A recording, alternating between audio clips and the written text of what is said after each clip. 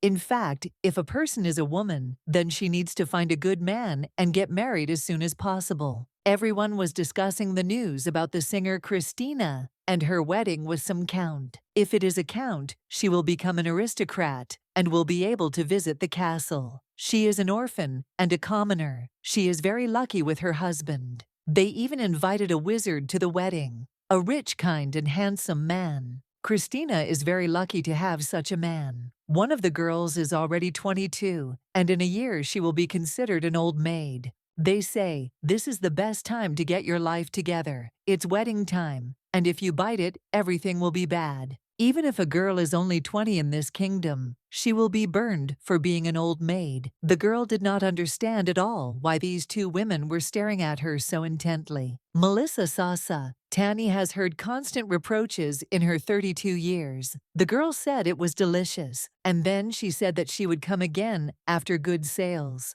The woman tried to stop her, but her friend told her to just ignore her. This story is an old comma, and there were many rumors about it. In her entire life, this woman never married. Because her family went bankrupt, Baron Tanya's family fell apart, left penniless. Even without money, nobles remained nobles, and there were no rumors or weddings. It's all because there was no person she liked. She was very surprised when she saw a carriage right in front of someone else's store. The ornament was gold. She was shocked by how rich it was. She was very annoyed that he parked the carriage right in front of her shop. A subordinate met her and asked her mistress if she had had a good lunch. When she saw the lady's reaction, she thought that she didn't like today's food. The lady said that everything was fine and the food was normal as always. Well, why do you look so gloomy on the lady's face?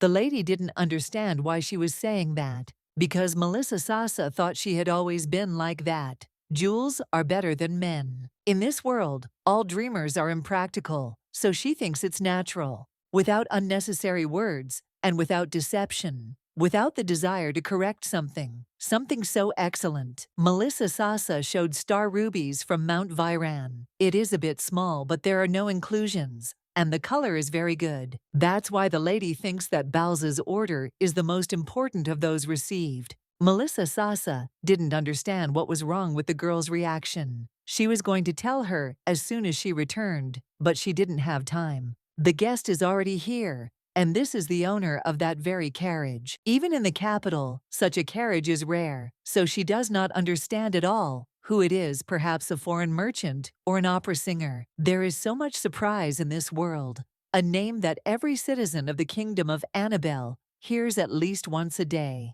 The #1 groom, who graces the front pages of newspapers every day. This is the Duke of Winterfeld, Louis of Winterfeld. The man noticed that she had been having quite a long lunch.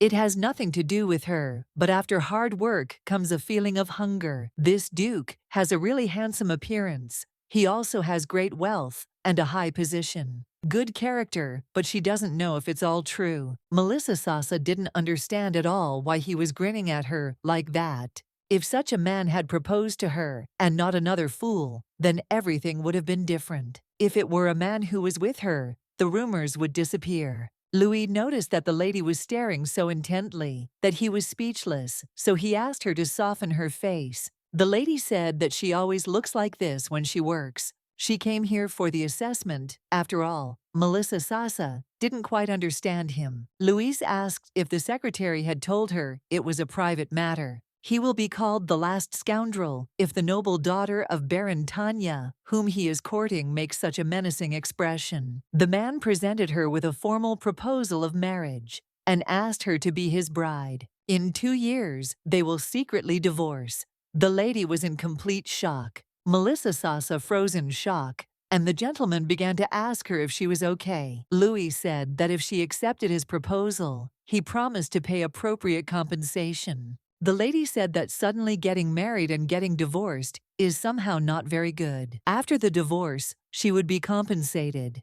He asked how about 30% of the Duke's property. If she doesn't trust him, a magical contract can be made. This look of his says that he is serious, and the girl was shocked with you that this man is in his right mind. Melissa Sasa asked for forgiveness, but he was in the wrong place. This situation is obvious and banal. Nobles, subject to strict marriage requirements, use partners without influence for political marriages. It's clear as day, which is why she doesn't want to agree to marry him. She doesn't know who the Duke's real partner is, a maid or just a commoner widow, but she doesn't like the idea of being someone's replacement. After that, Louis started laughing very loudly, and the lady didn't understand what was funny. The Duke said nothing, and he thought she had misunderstood him. He admits that he thought that if he offered a price first, he could explain the rest later. He wanted to cheat a little. I regret my actions, but it was really a misunderstanding, and he doesn't have any relationships on the side.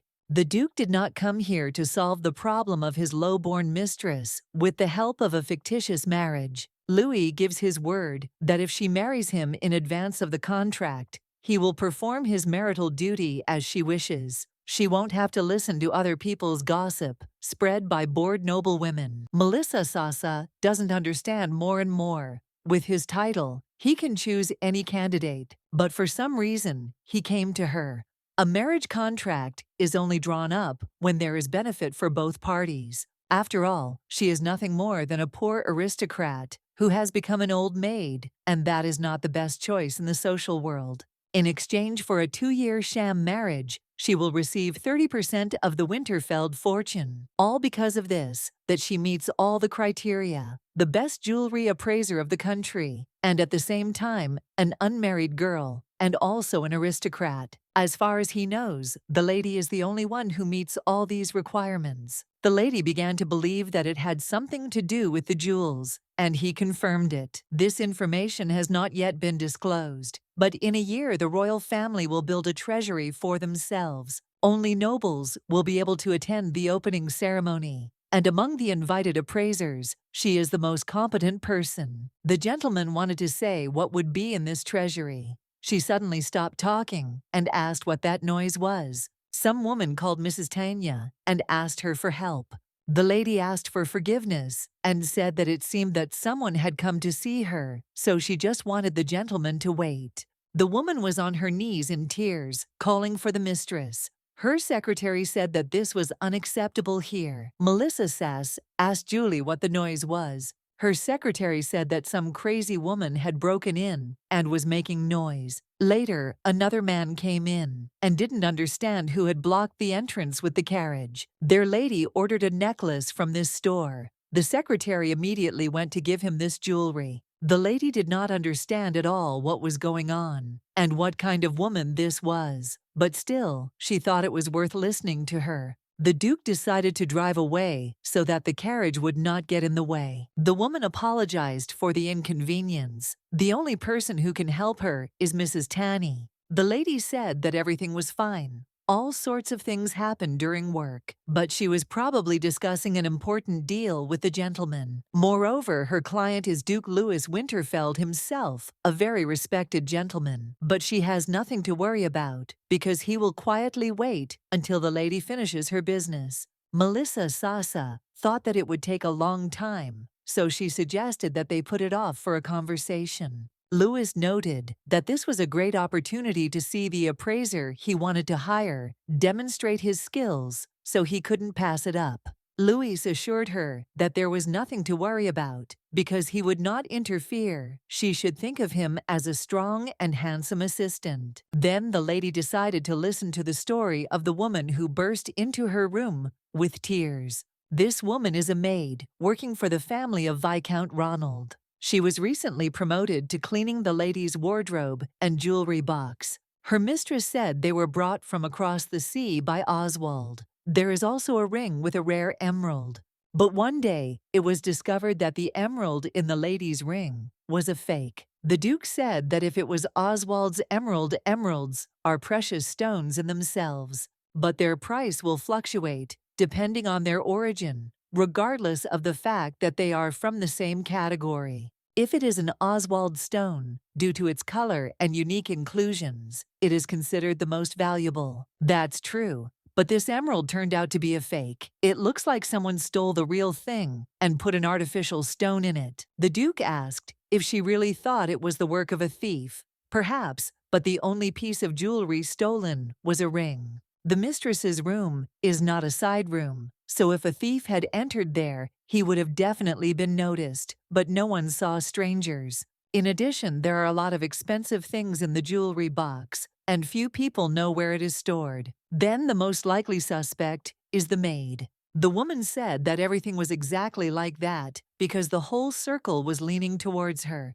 However, it is not her, and it is definitely not so, because she has been working as a maid in this house since she was 12 years old. The woman swore that she had never done this and was not guilty because stealing things from the mistress's room, which she had served for so long, did not even sound credible. But no one believes her story. In this case, she will not get the money and she will be thrown out of the mansion. In the end, this story is for the investigators, not for the jeweler. This woman is a commoner, and if the investigation continues, it will be clear whose side the court will take. The only person she can trust is Mrs. Tanny. She is a famous appraiser, which reveals the sources of precious stones, and she heard that she had already dealt with something similar. So she begs for help, the Duke of Taxes, that this is a very sad story, and asks the lady what she is going to do. But even if she wants to help, she won't be able to learn anything just by hearing the story, and without examining the real stone. She wants to help with all her heart, but if it concerns Viscount Ronald, who is the largest supplier of spices, and even if she asks to see the jewelry, she doesn't think the couple will agree. So the gentleman asked what if he gave her a helping hand. The Viscount was in complete shock when he saw that the Duke himself had come to see him. He was so surprised when he found out that he suddenly decided to visit them. Louis was shocked with you that he had disturbed them so much, but the gentleman said that this was certainly not so. The Viscount is known for his arrogance, but now he is more like a dog wagging his tail. The Viscountess told them to sit back and relax. She sees the Duke in front of her, as well as the Baron's daughter. Louis said that she was his escort, and the lady decided to ask if they were dating. Therefore, the gentleman said that they were business partners for now, and so the lady immediately provided her daughter. The mayor of Renilda was very glad to see the gentleman, and was just like she had been spending her summers with him. Melissa Sasa was in shock, or when she asked the maid where she had been hanging out because a precious guest had arrived. The lady ordered her to brew tea immediately, and the gentleman decided to ask why he had come. He thought the Duke was interested in his proposal. The gentleman understood me perfectly well, what he was talking about, and then I remembered that he said that he wanted to attract the attention of richer customers to the spice shop. Of course, the gentleman has not forgotten, and if he wants, he can listen to him. The Duke reported that he had heard that he had been robbed. They confirmed it.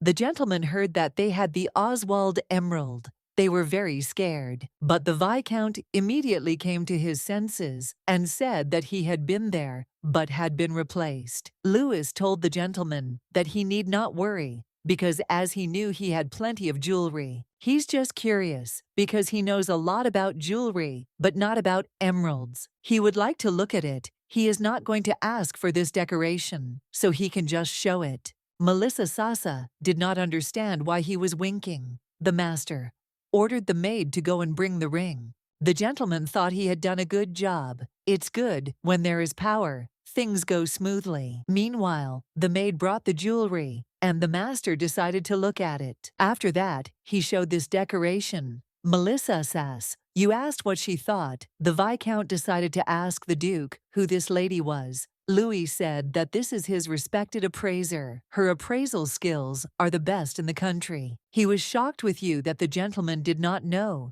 that the Winterfelds were engaged in the production of luxury goods. But if everything goes well, then she can be called his beloved. The girl was simply horrified when she heard about this, and the gentleman whispered to her that she would have to play along a little to get them to bite. So she laughed, and the gentleman remarked that he would like to hear an expert's opinion. Not everyone has the opportunity to use her services, so he asked the gentleman how he felt about it. Melissa Sasa decided to get to work, and putting on gloves began to examine the ring. There was complete silence, and the lady announced that it was a duplicate. The girl was very surprised. and the Duke asked if she meant that it was a fake, but it was not so, because the stone was real. Marie realized that it was genuine. She was perplexed, but the lady said that it was not so, because it was just a fake, but the lady said that it was a real emerald. Melissa Sasa said that it doesn't matter whether the stone is real or not.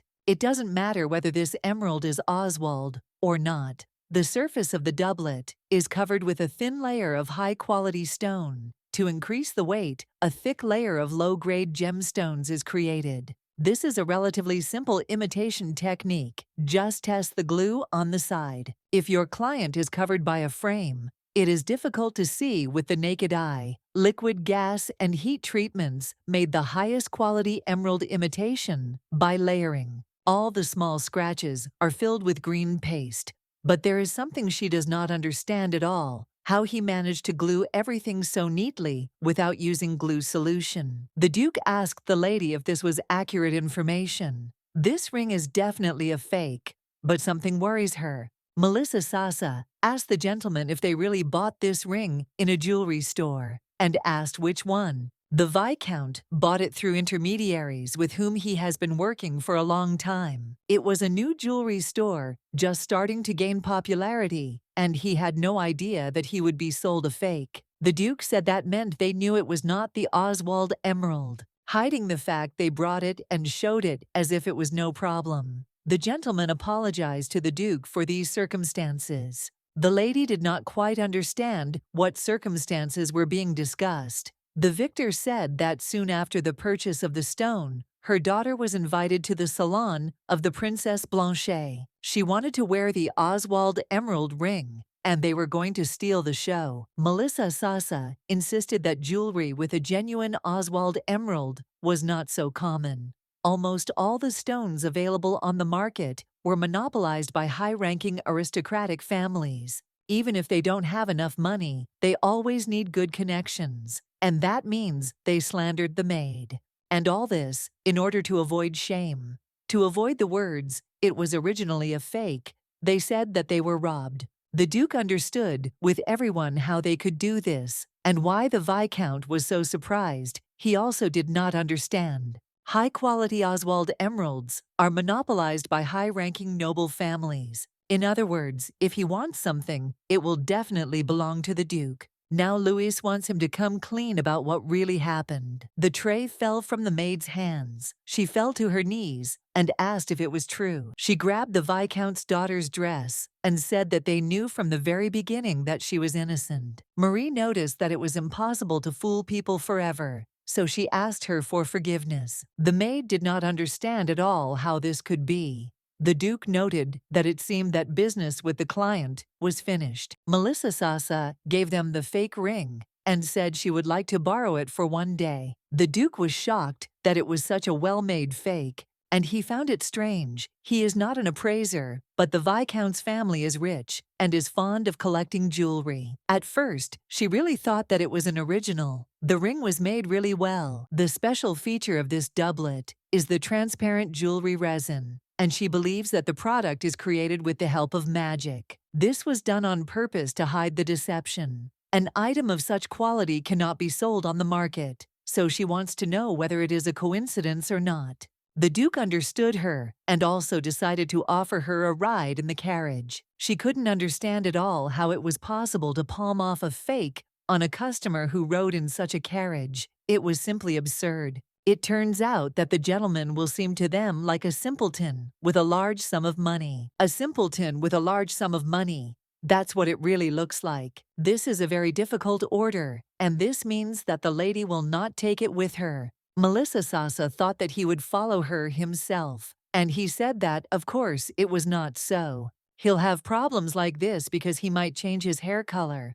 After that, he changed his hair color and asked how he was mistress. She didn't understand at all what had just happened, and the gentleman didn't understand why she turned away from him. He asked her to go with him. Melissa Sasa didn't even know she liked brunettes so much. They were met in an expensive jewelry store, and they were shocked by how sparkling these decorations were. Melissa Sasa was surprised that this was the same store because it was bigger than it seemed. Exquisite cut, nice design. It is Malay and uncut sapphire, and these earrings are made of rose quartz, cut into the shape of a heart. The Duke asked if she liked the earrings. The lady was not sure, but they seemed beautiful. But she doesn't quite understand what the catch is, and perhaps she missed something. The Duke noted that it was difficult to understand just by looking at them. Melissa Sasa pointed out that that wasn't the issue.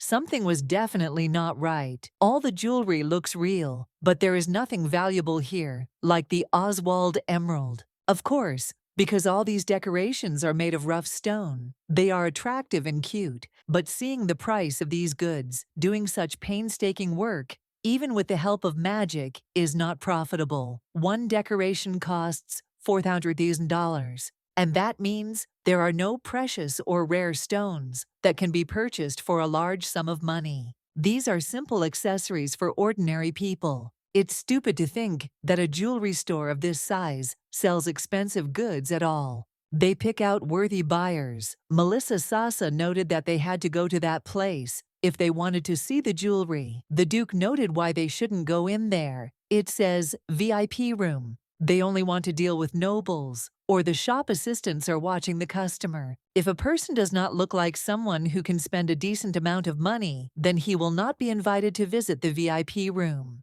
If she knew this, she would have dressed in more appropriate clothes. It seems the disguise works. A consultant approached them and noted that if they were a couple, the men's department was on that side. That's right. Right now, he's just the epitome of wealth. So the Duke confirmed it, and the consultant started asking if they liked anything here. And they also didn't have to worry, because they only looked at the products on display. They can also go inside.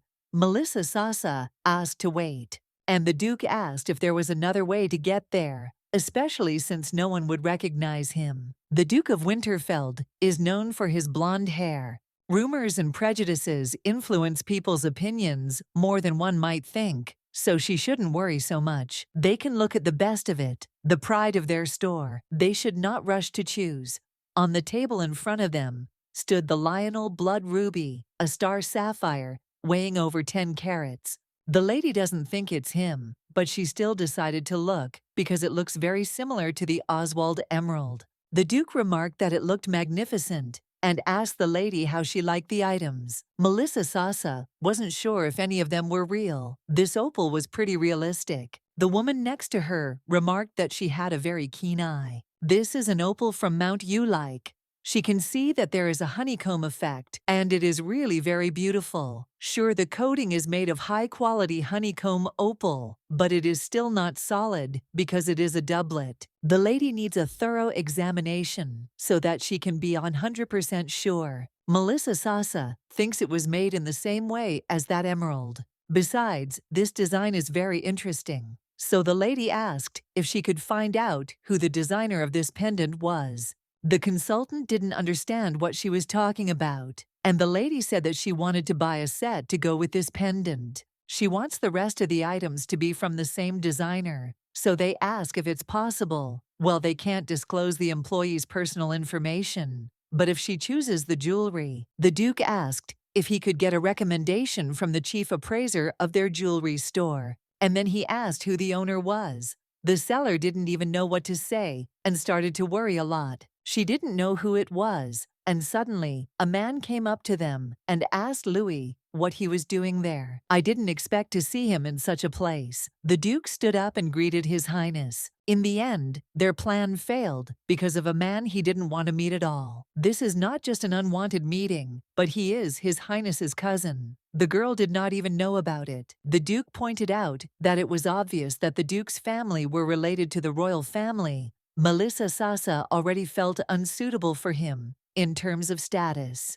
The Duke thought she wanted to buy that opal, so he thought she was sad to leave like that. Melissa Sasa said that everything was fine, and besides, it wasn't that she couldn't afford it. There was a small mark on the back of the pendant.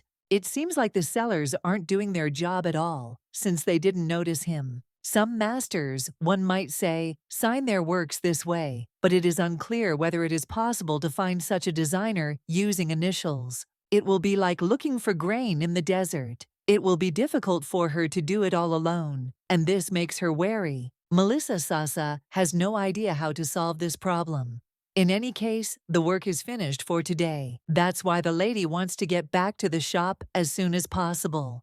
The Duke noted that they had a lot of fun today. He also saw for himself the excellent skill of Baroness Tanya. The lady was surprised because she had not done anything special. The gentleman did not understand what she meant because today, having been her assistant, he was convinced of her talent. He also added that he didn't care about her age. He told her that it was okay that she wasn't young. It's late, so he'll be leaving and giving her his business card. He didn't think he should leave the lady without proper guarantees for too long, so he kissed her hand. And he also said that this was an invitation, and asked her to come whenever she wanted, and he would let her in with him. True, he will become blonde again. The lady stood in bewilderment. And then she said that she was not going to come to him under any circumstances. The Duke only smiled at her. When she left, this Duke looked after her, and in his mind was her face when she said she would not come. She will definitely come because she hasn't finished today's business. The Duke bought the very necklace she was looking at and was shocked with you that she decided to take all this on herself. 3 days later, she finally arrived and was immediately met by a man. It was the butler, who asked if she was the master's guest, and then he immediately informed the master that a guest had arrived for an invitation. The Duke ordered her to be taken to the drawing room, and then ordered her to prepare the garden and arrange a meeting there. The butler was surprised. The gentleman noted that she liked beautiful places. The gentleman also asked if they had found the one who had made it. The servant asked if he was talking about the maker of that very opal. The gentleman was very glad to see the lady, and when he came up, he kissed her hand. He knew she was coming, so he winked at her. He winked at her again. The Duke noticed that her expression suggested that he was winking at her again. Melissa Sasa had no idea how he knew about it, and he thought he was a telepath. Besides, she doesn't like blondes. Melissa Sasa wasn't quite sure what he meant. She was embarrassed and said that her preferences and tastes were completely unrelated to work. The gentleman noted that she could not have forgotten about it since only 3 days had passed. She clearly remembers he has no choice but to propose to her again. Melissa Sass asked him to stop and believed that this was why he called her again. She was shocked that he was talking about marriage, she saw, and believed that he wanted to find the criminal who was counterfeiting the precious stones. In general, this was also part of his plans, and from that moment on, she had to keep everything a secret. He hoped she would agree to this. 30 years ago, there was a bloody struggle in Annabelle's kingdom for the right to take the throne. The current ruler, Jake Annabelle, was the third son of a concubine, but from an early age, he was greedy, driven, and cruel. 3 of his 5 brothers died at the hands of Jake. The princess, who was still very young, was married off to a great man. The 5th principal, who had not originally intended to enter the battle for the crown, renounced it himself. He stated that he would remain with the title of Duke of Winterfeld. And I wanted to conflict with my brother. And as proof of this, he would give the royal family the most valuable diamonds mined in the Winterfeld estate. Then he will make a new crown from the stones given to him, for it is soaked in blood. It was then that new attributes of royal power were created. Then and now, the Duchy of Winterfeld is distinguished by its exceptional skill in diamond processing. The oath of allegiance of the ducal house of Winterfeld was not a weighty proof of loyalty for the king. Therefore, the stone that the Duke presented to the king is the largest and rarest red diamond in the entire history and mining of the duchy. Melissa Sasa didn't know the details of the fight for the throne, but she knows about the red diamond, which is proof of the Duke's loyalty to the royal family. If she is a citizen of the Annabelle Kingdom, then she has known about it since childhood. However, something happened. He became a duke 3 years ago.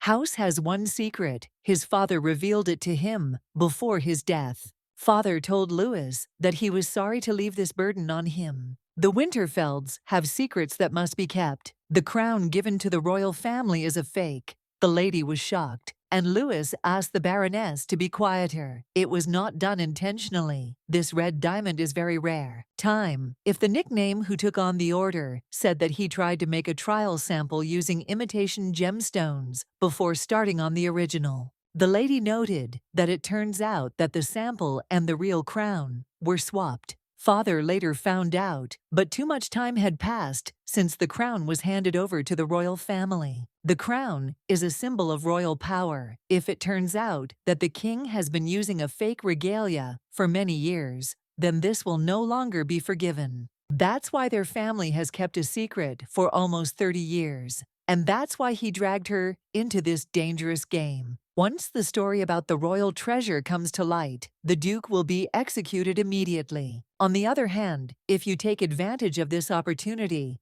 and replace the fake crown with the real one when opening the treasury, the problem will disappear by itself. The lady noted that if she seemed to cooperate, then it was interesting to see what he would do in this situation. The gentleman said that in that case, he would look for another solution to this problem. First of all, Louis places great hopes on the lady, and besides, he thinks she likes him. This made Melissa Sasa feel embarrassed. Louise noted that she was difficult to understand, so even if she refused, I wonder if she would be able to keep this secret. Melissa Sasa didn't understand what was wrong. She understood his circumstances, but they don't quite understand what this has to do with finding a master who counterfeits precious stones. After that day, Louis conducted a study by interviewing people. It turned out that this jewelry store used fake documents issued in the name of a stranger. The gentleman was shocked and did not understand whether this made sense. Louis Winterfeld, who owns almost all the jewelry stores in the country, accidentally walked into his store without any specific purpose. His Highness did not understand at all what all this was, for someone simply knocked. The king did not quite understand what else was needed from him. It was Princess Blanche. The gentleman did not understand at all what Acerin was doing here. The girl hesitantly said that she had one request for him. The king was surprised that she was asking him for help, and thought that the sun rose in the west today. He asked what she needed. Ironically, he assumed that she needed a new dress jewelry. If she needed something, she should tell her subordinates about it. Well, the lady said that she wanted him to go with her to a reception. The gentleman was surprised, and the princess meant a reception in the salon of Countess Gisela. The king will not be able to visit him due to business, and thinks that she already knows that he has sent a refusal in response to the invitation. The princess came to him with a request and asked him to reverse his decision. The girl told His Highness that more than 6 months had passed since their joint trip abroad. This girl irritated him greatly. The servant said that even if he did not like it, he asked that he at least this time support the authority of Princess Blanche. As the princess said, 6 months is enough time for rumors of discord to begin to spread. The better he polishes the stone, the brighter it shines. And so it is in politics. He was already about to ascend to the throne. Princess Blanche's support was very important, so the man said there was nothing he could do. And he asked the princess to tell her secretary her schedule when she left. He will give in only this once he is busy. Meanwhile, Melissa Sasa was very tired. Her secretary asked how her conversation had gone. The lady was grateful for the tea and said that she had been made an offer, but she refused because it was not something she could afford. No matter how tempting this offer is, her store is the most important thing to her. Some might call her a fool for turning down an offer that could change her life for the better, but be it the power of the Duke or connections with a high-ranking nobleman. The lady asked for forgiveness and promised that she would pretend that she had never heard everything he told her. Tea drinking in her company was wonderful for the gentleman, and he also asked if he could ask why she refused. If Melissa Sasa accepts his offer, she will have to leave the store unattended for the duration of the contract. She would be allowed to participate in royal ceremonies if she became a duchess. Well, in that case, she won't be able to run her store personally, so she can't. 10 years after her family went bankrupt, and she turned down everyone who proposed to her. She put all her efforts into opening her store for 10 years. She feels awkward comparing a simple jewelry store to a large aristocratic family, but she values her store as much as he values his duchy. It's like a child that she raised, so she's not ready to abandon her brainchild for the sake of his interests. No matter how rich and grateful he is, she loves her job more. The gentleman agreed with her and said that he respected her decision. She still refused. Now she decided to take on the job, so she asked the secretary if there was anything while she was away. The lady asked if there was anything that needed to be dealt with urgently. The secretary quickly reported that yes, and added that Countess Gisela had sent her an invitation. Melissa Sasa asked what kind of invitation it was, and the secretary said that she was inviting her to attend a reception for jewelry lovers. The Countess intends to display the famous relic at this reception. Margin is fine. The styling is not disturbed. Everything will be fine. It's time for the lady to move out. The secretary said that today she pays a lot of attention to her clothes. After all, she usually says that she just needs to look neat. Melissa Sasa says this every time. The lady said that the people they will meet today are aristocrats, and they will watch their behavior, evaluate their clothes, and observe their manners. Although she has lost her former position, Countess Gisela has been their regular client for a long time. The secretary was surprised and asked again. The lady confirmed it once again. She is one of the few in Soviet society who is kind to her. The Count's wife is trying her best to maintain the family's tarnished reputation. Unlike the Count, who has no ambitions other than his addiction to alcohol, the Countess is smart and kind. It is a salon party and a public display of jewelry arranged to strengthen the family's status. The secretary noted that no matter how faithful a wife she was, she would prefer to start her own business than fight for the position of an incompetent husband. Melissa Sasa told her to look that way. Times are changing, and this also applies to the conservative society of aristocrats. These days, women are often seen participating in hunting competitions. Well, having a job is another matter. Aristocrats don't run businesses in their own name. They also do not engage in any professional activities. Only through marriage can a woman express herself in society. This is a long-standing tradition in the kingdom of Annabelle. Whether a woman is a member of the royal family or from an aristocratic family, a working woman is equated with an oppositionist who speaks out against established traditions. The secretary noted that her mistress had succeeded, and she had become the best jewelry appraiser in the country. That's not what Melissa Sasa meant. Conservatives hate her, no matter her skills. After all, she is in the jewelry business, the only downside to that job being that it is impossible to cut all ties with the aristocracy. Melissa Sasa suggested that the secretary should leave already because they had arrived. She overheard a conversation about how the man thought Gisela's family didn't have much money, but the level of the party was pretty good. They also talked about the family heirloom and thought that if their jewelry was really that beautiful, they would have sold it earlier. Luxurious dresses and expensive desserts are in fashion with jewelry with precious stones. This fashion is especially widespread among aristocrats. It is considered bad form to miss social events organized by such high-ranking nobles as Countess Gisela. Suddenly, one of the aristocrats stepped on the lady's dress. The secretary immediately grabbed her, and the other woman said that it was an accident. The secretary wanted to be indignant, but her mistress asked her to ignore it and pretend not to notice anything. The girl could not come to terms with this because this woman did it on purpose. Melissa Sasa thought that wasting time and nerves on such aristocratic upstarts was not much of a pleasure. If you don't react, they will stop. The butler noticed Lady Melissa Sasa and said he would take her inside. Melissa Sasa said the secretary that they were here to work, and she had to remember that. And then she suggested to go inside. The lady is so beautiful today. These earrings are the work of Crystal Roberts. Among the people who came to the reception, there is no lady to compare with the princess. One of the ladies heard that she arrived today with His Highness the Crown Prince, and surely His Highness is constantly talking about the beauty of the princess. Suddenly, the Crown Prince approached Asarin, and he believed that she should humbly thank him for coming here as she asked.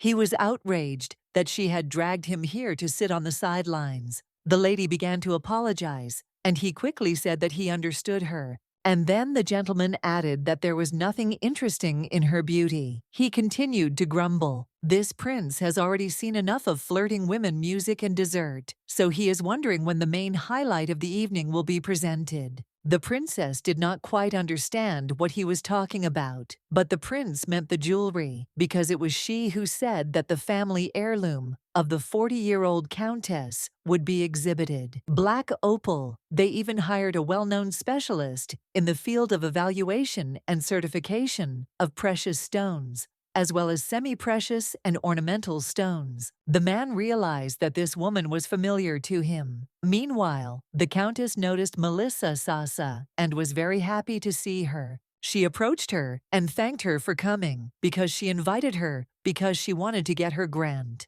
A man came up to her and pointed out that she was spending money to invite people like her and said that this opal was so important. It was the Countess's husband, and so she asked him what was wrong, because today was a very nice day. The Countess told the lady that there was no need to worry about his chatter. The butler will soon take the jewels out of the safe, so she can do her job. Melissa Sass looked around, and the Countess turned to the ladies and gentlemen, and remarked that they had been waiting for this moment for quite a long time. The Countess is pleased to present what they have all gathered here for. Finally, they will all see the family heirloom that has been hidden for 40 years. By revealing it, the Countess is trying to demonstrate her power and attract the attention of investors. The Count's affairs have been very bad lately. However, his family has a long history. It must be a truly rare item, and it must shine incredibly brightly. This is unexpected. The Crown Prince thought she was an aristocrat since she came with Louis Winterfeld, and she is just an invited specialist. Suddenly, the butler started running to the lady. The Countess did not understand what had happened because the guests were already waiting. The servant reported that something irreparable had happened and that the family heirloom was in fact not real. The lady asked what he was talking about and whether it was true, because she could not believe that the relic was just an ordinary stone. There is no shine at all. It is no different from an ordinary cobblestone. Therefore, the lady does not understand at all what to do. How this happened is also unclear, and whether they were all bluffing. According to rumors, the Count's family heirloom is not actually real. The Count pounced on his wife and started shouting why she did it at all. He was totally against it, and now they were a laughing stock. He started beating her right in front of everyone. The servant approached the master and reported that the stone had stopped shining and the family heirloom was lost. Melissa said that it was not so. The Count did not understand what this had to do with it. The Count's wife called her, but there were no jewels, so the appraiser had nothing to do here, and she could return. Melissa assured His Highness that he was wrong. The man did not understand what was going on because he had told her to go, but the lady said that the relic was not lost. The Count didn't understand at all what the matter was. If it really was a stone, then she thought he wouldn't mind if she took it for a while. The lady asked to present to everyone the family heirloom of the Gisela family. Melissa will save the honor of the Count's house and reveal the radiance of the stone. The Count said he didn't need that damn boulder, so she could do whatever she wanted with it. If things don't go as promised, she will be defeated. Melissa agreed to this and said that he would have to apologize to his wife if she succeeded. The game was completely shocked and asked what she just said. The populated principal found it funny to watch all this. He doesn't know what he was going to answer, but he is surprised that the Count doesn't think it's worth agreeing. The man was very confused when he saw the gentleman in front of him. He invited the Crown Prince and his bride, and then showed his ignorance right in front of them, so he must answer for his actions. No matter how drunk he was, the assessor must do this too. Glasses and a high bun. Minimal makeup, no perfume. This woman is not particularly beautiful and looks like an old woman. Therefore, he does not understand at all how this woman became the companion of the Duke of Winterfeld. Getting involved in such conflicts is always a highly dubious undertaking. The proposal she just made was presumptuous. "But sir, I am curious as to how she is going to turn this boulder into a gem." The prince simply thought she was mistaken. He was genuinely curious as to whether it was even possible to make a valuable heirloom out of it. Everyone has seen this piece of cobblestone that has lost its shine. If there is a possibility of restoring the relic, you would probably find this to be a fitting event, symbolizing the restoration of the reputation of the Count Gisela family. It may be a simple coincidence or a carefully planned political ploy. Melisasa said that she understood everything and also turned to the lady and asked if she could lend her some of the servants, a flat dish, warm water, and she will also need a clean cotton cloth. The lady also called Julie. She asked the secretary to go to the store because she needed it. Meanwhile, the Duke was practicing fencing and noted that it was a good fight. The servant asked the master if he really did not need to attend Countess Gisela's reception. They said that Melisasa's Tani would be there, but his presence at the Countess's could complicate the situation. Besides, the gentleman has more important things to do. Although he told the lady then that he would look for a new solution to the problem. But in reality, there will be no better option. When a person opposes the imperial family magic and money are useless, he can deceive them for some time. But sooner or later, the truth will come to light and then they will kill him. In any case, if that's all, the servant must make sure that the Baroness is not caused any trouble. And it also seems that at the moment, in addition to the prince, he is at a reception with Countess Gisela. Lys was surprised when he learned that Laureld was there, and he became very curious about what he had planned. He ordered the servants to make sure that Melissa's was okay. The servant remarked that the master seemed to be worried about something. Well, he was rejected. Besides, he doesn't want to make the crown principal look bad. He's a good person, despite his actions. He also always liked professionals in their field. Julie informed the lady that she had returned. Melisasa was very grateful to the girl for her help. The preparations were complete, and the man remarked that it might seem that there was nothing special about this stone. The lady asked if he knew what opal was made of. Perhaps yes. Although it is precious, it is first and foremost a simple stone. Melissa told him that the main component of opal is silicon dioxide, also known as silica. Silica is not a gemstone and is primarily used as a desiccant. There is also another important component that opal consists of. There was a fuss around. Melissa will restore this component and thus return the lost shine. The man said that for now these were just words. He was very surprised. He began to believe that she was a sorceress, but she was an ordinary appraiser and had nothing to do with magic. Well, she's ready to begin. The prince and his bride watched this closely. This is ordinary water from a well. First, you need to pour water into a suitable container. Then add a drop of the secret ingredient, and then wrap the opal in cloth.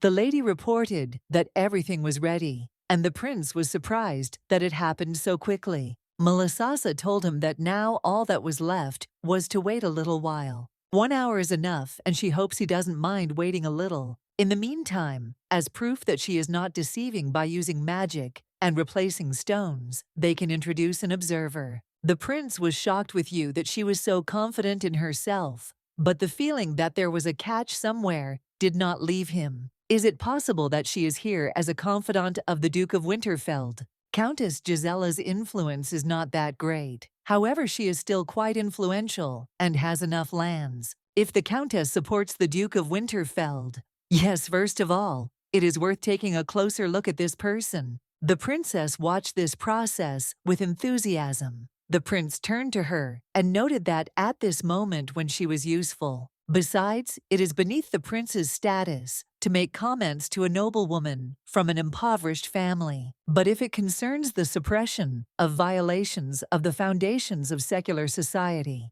and on behalf of the prince's bride, unfamiliar with customs and traditions, what is happening will seem self-evident. The lady requested the attention of the ladies and gentlemen, and requested that the true nature of the Gisela County heirloom be presented. Right now in front of them is a Gisela family heirloom, an 800-carat black opal. This is the same stone as before. They are similar in size and shape, but many do not understand how this is even possible. Besides this, woman is suspicious, so many began to think that this was a deception, and the stone was replaced. The prince ordered everyone to be quiet and remarked that it was truly amazing because the opal which had lost its shine now looked like the greatest treasure. If he hadn't seen it with his own eyes, you would never have believed it. But she really didn't substitute anything. Everyone was watching so closely, or the appraiser wouldn't have been able to replace such a large stone. Well, he is very curious about this suspicious bottle.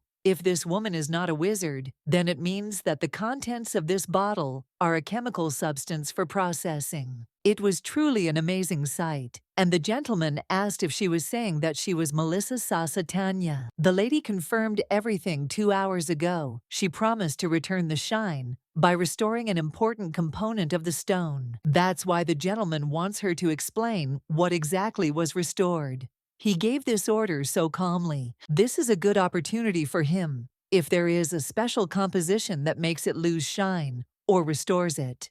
Then, with the support of the royal family, he will not be able to manipulate him and harm Winterfeld. The prince waited for her to admit what kind of element these branches were. Or maybe it's a special mineral. The appraiser said it was water. Everyone was shocked when she said it was water, but Princess Blanche was the most surprised. Opal contains water. The synonym of this stone is populescence, which means that its shine is like an illusion. This is what helps opal to flash in different colors. The water contained in the stone gives the effect of a beautiful shine. If stored in a dry place for a long time, any opal will lose its shine. Of course, water alone won't help, but this opal is a family heirloom of the Gisela family. It was discovered when the first Count Gisela was given land to build a mansion, and the Countess confirmed it. It was mined during the planning of the land for the construction of a mansion, although there are not even any mineral veins nearby. So this is a jewel, a piece of history that goes hand in hand with the Count's family, and its value lies not in its size or beauty. Thanks to this inscription, she understood how to restore the shine. This is only possible here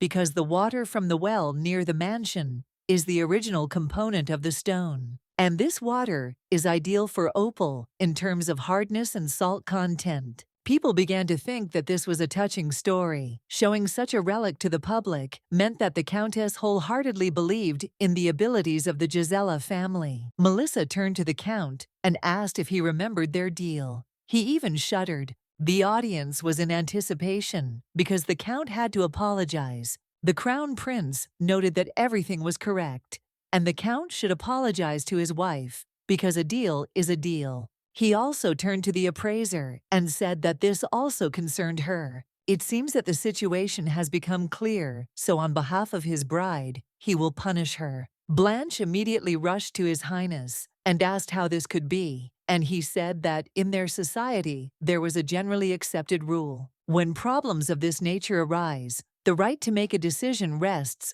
with the woman with the highest status. Despite the fact that Princess Blanche was present at the event, she recklessly insisted on the deal. Melisasa said that if she found the missing relic, he would apologize to his wife. So presumptuous, therefore, she will be punished. Suddenly a servant rushed into the room. He informed the lady that a carriage had arrived from the Duke of Winterfeld. The Crown Prince was surprised because he thought that the Duke had refused the offer, and the servant confirmed this. In honor of the restoration of Gisela's family, the Duke sent a gift. Before them stood Ryan Crimhatz, a knight and adjutant to the Duke of Winterfeld. The man's nickname, known to the public, the man asked how His Highness was doing, because his cousin ordered him to accompany and protect a very important person. This man is the right hand of the Duke of Winterfeld. The Crown Prince was very angry, and so he decided to ask the girl what her relationship was with the Duke. Melisasa did not understand what he was talking about, because she had no relation to the Duke. The knight gestured for her to be quieter, and at that moment she realized She realized that this was a great opportunity to get out of this situation, but she had previously rejected Louis. Even if she is punished, she does not intend to use the Duke's influence, so she said that she is simply sharing with him, and then A, in return, receives business advice, and there is nothing between them. The misunderstanding that occurred here is that Crown Prince Laurel is completely mired in greed and misunderstandings. Suddenly, the prince began to laugh very loudly and asked if this excuse was so ridiculous and funny, and could not believe that it seemed so only to him. They have known each other since childhood,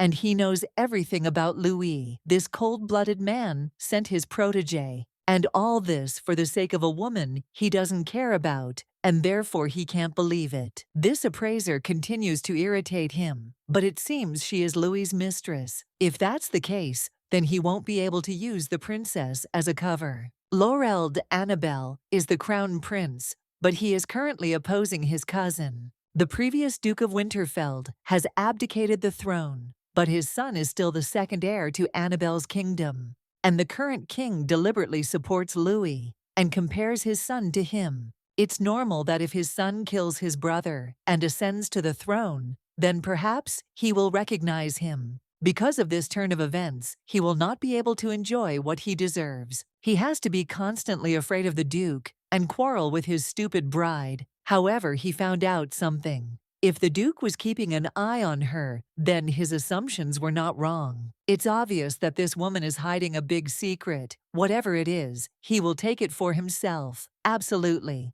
The prince informed Asarin that he had lost interest, and so she should return. And he will stay until the end of the evening to show his sincere intentions towards Countess Gisela. Over time, the Duke's knight asked the lady to go with him because he wanted to take her home, because the Duke had ordered him to accompany her. The secretary was shocked at how Sir Crimhats became a knight thanks to the Duke. The gentleman said that calling him that was too much of a burden, so she could just call him Ryan since he wasn't that important. He was an ordinary street orphan, but his lordship picked him up and raised him up.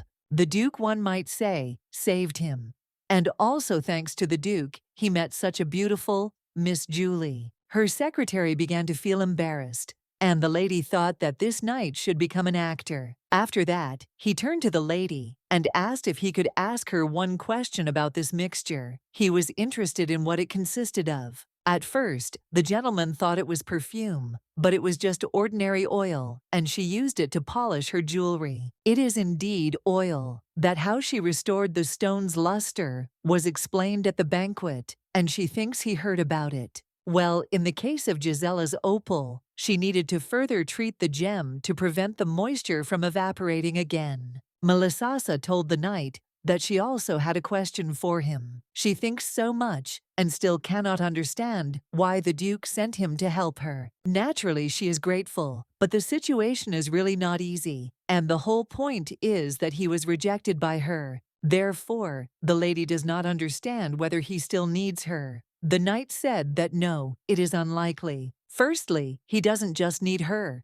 He needs her like air, so he keeps her in his field of vision. Perhaps that is why he was ordered to protect the Baroness. However, the knight can tell me for sure. I will remember that the Duke gave such orders before, so he thinks that his lordship fell in love with Baroness Tanny at first sight or something like that. The lady was confused by these words. She didn't understand at all what he was talking about, because it was some kind of nonsense and definitely not true. Louis Winterfeld is a man whose face appears in the newspapers every day. There is a handsome man around him, like stars in the sky. Therefore, she does not know that such a man can fall in love with a 32-year-old virgin from the lower nobility. When they arrived, the knight courted the miss and her secretary. He wished Baroness Tanya and Miss Julie a safe return. It's just his guess, but he has a feeling that they will meet again. Melisasa tried to convince herself that he needed her as an expert,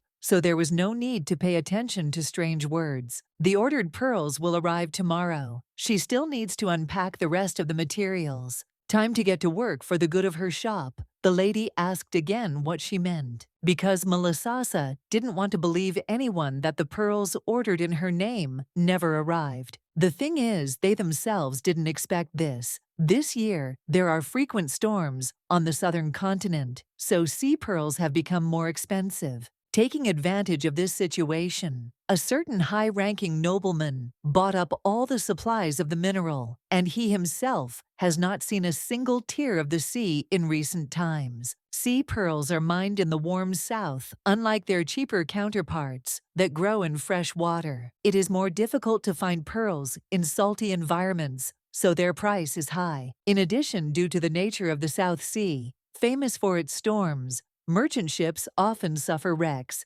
Melissa realized that there was nothing she could do about it. When she was in business, she was likely to encounter incidents like this. It was easy to guess that this would happen next time she asked to make it her priority to notify customers that the product was out of stock. "Secretary, what?" I asked the lady. "What they should do?" Melissa asked her to calm down. "This is indeed an unpleasant situation, but there is no need to make a fuss. But there are orders for pearl products. For the most urgent ones, they use the minerals they have left and simply use everything they have. White pearls are very valuable in themselves, but multicolored stones surpass them in value, and especially black, not shimmering with other colors. The delightful green peak is like the shine of a peacock's tail feathers. She kept this pearl for a long time, but perhaps now she should use it for an order. It's just right for a brooch, and the size is not bad. It will look good in a ruby pavé frame."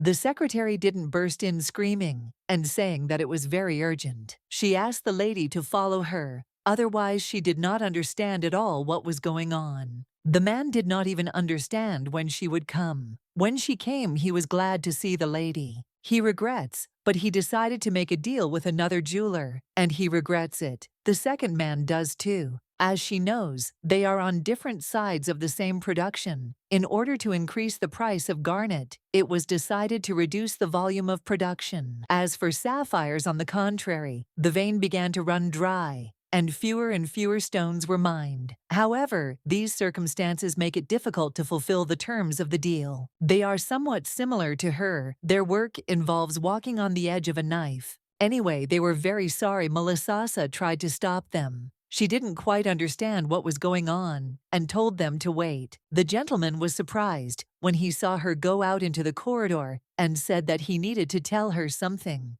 He gave her a letter which stated that his owner wanted to terminate the contract and receive an advance payment. Melissa decided to inquire who his master was. It was His Grace, Baron Modeno. He ordered earrings and a bracelet as a gift for his wife, but refused. The lady asked if she could find out the reason. "His servant cannot say anything. He is only a messenger working in the master's house." Melissa approached Julie and asked her to get the deposit from the safe because they were terminating the contract. Baron Modeno owned several large trading islands, and as far as wealth and status are concerned, not everyone can put pressure on him. If there is a person in front of whom he will tactfully smile, then it seems to her that she can guess who it is. Suddenly, she noticed a man in a very strange outfit, and he is coming here. Maybe it is a client. It was a girl, and when she took off her mask, she asked if she could talk to the lady alone. "This is Princess Blanche."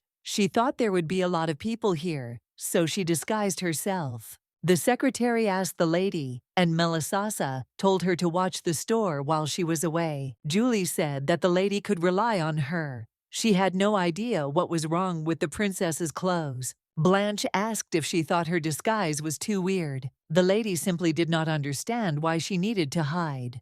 The lady believed that the princess had escaped from the estate. Melissa thinks that in such attire, she will definitely be caught quickly. So she said that they should change their clothes before going out. The princess noted that if she was not mistaken, the clothes she gave her looked very much like men's. The lady confirmed that this was so and asked if everything was okay with the princess and if she was comfortable. Nothing restricts movement. Even though it is a weekend suit, it is very comfortable and there is no pain in the legs. The princess means that shoes without heels do not cause pain. The princess asked if they really would go like this.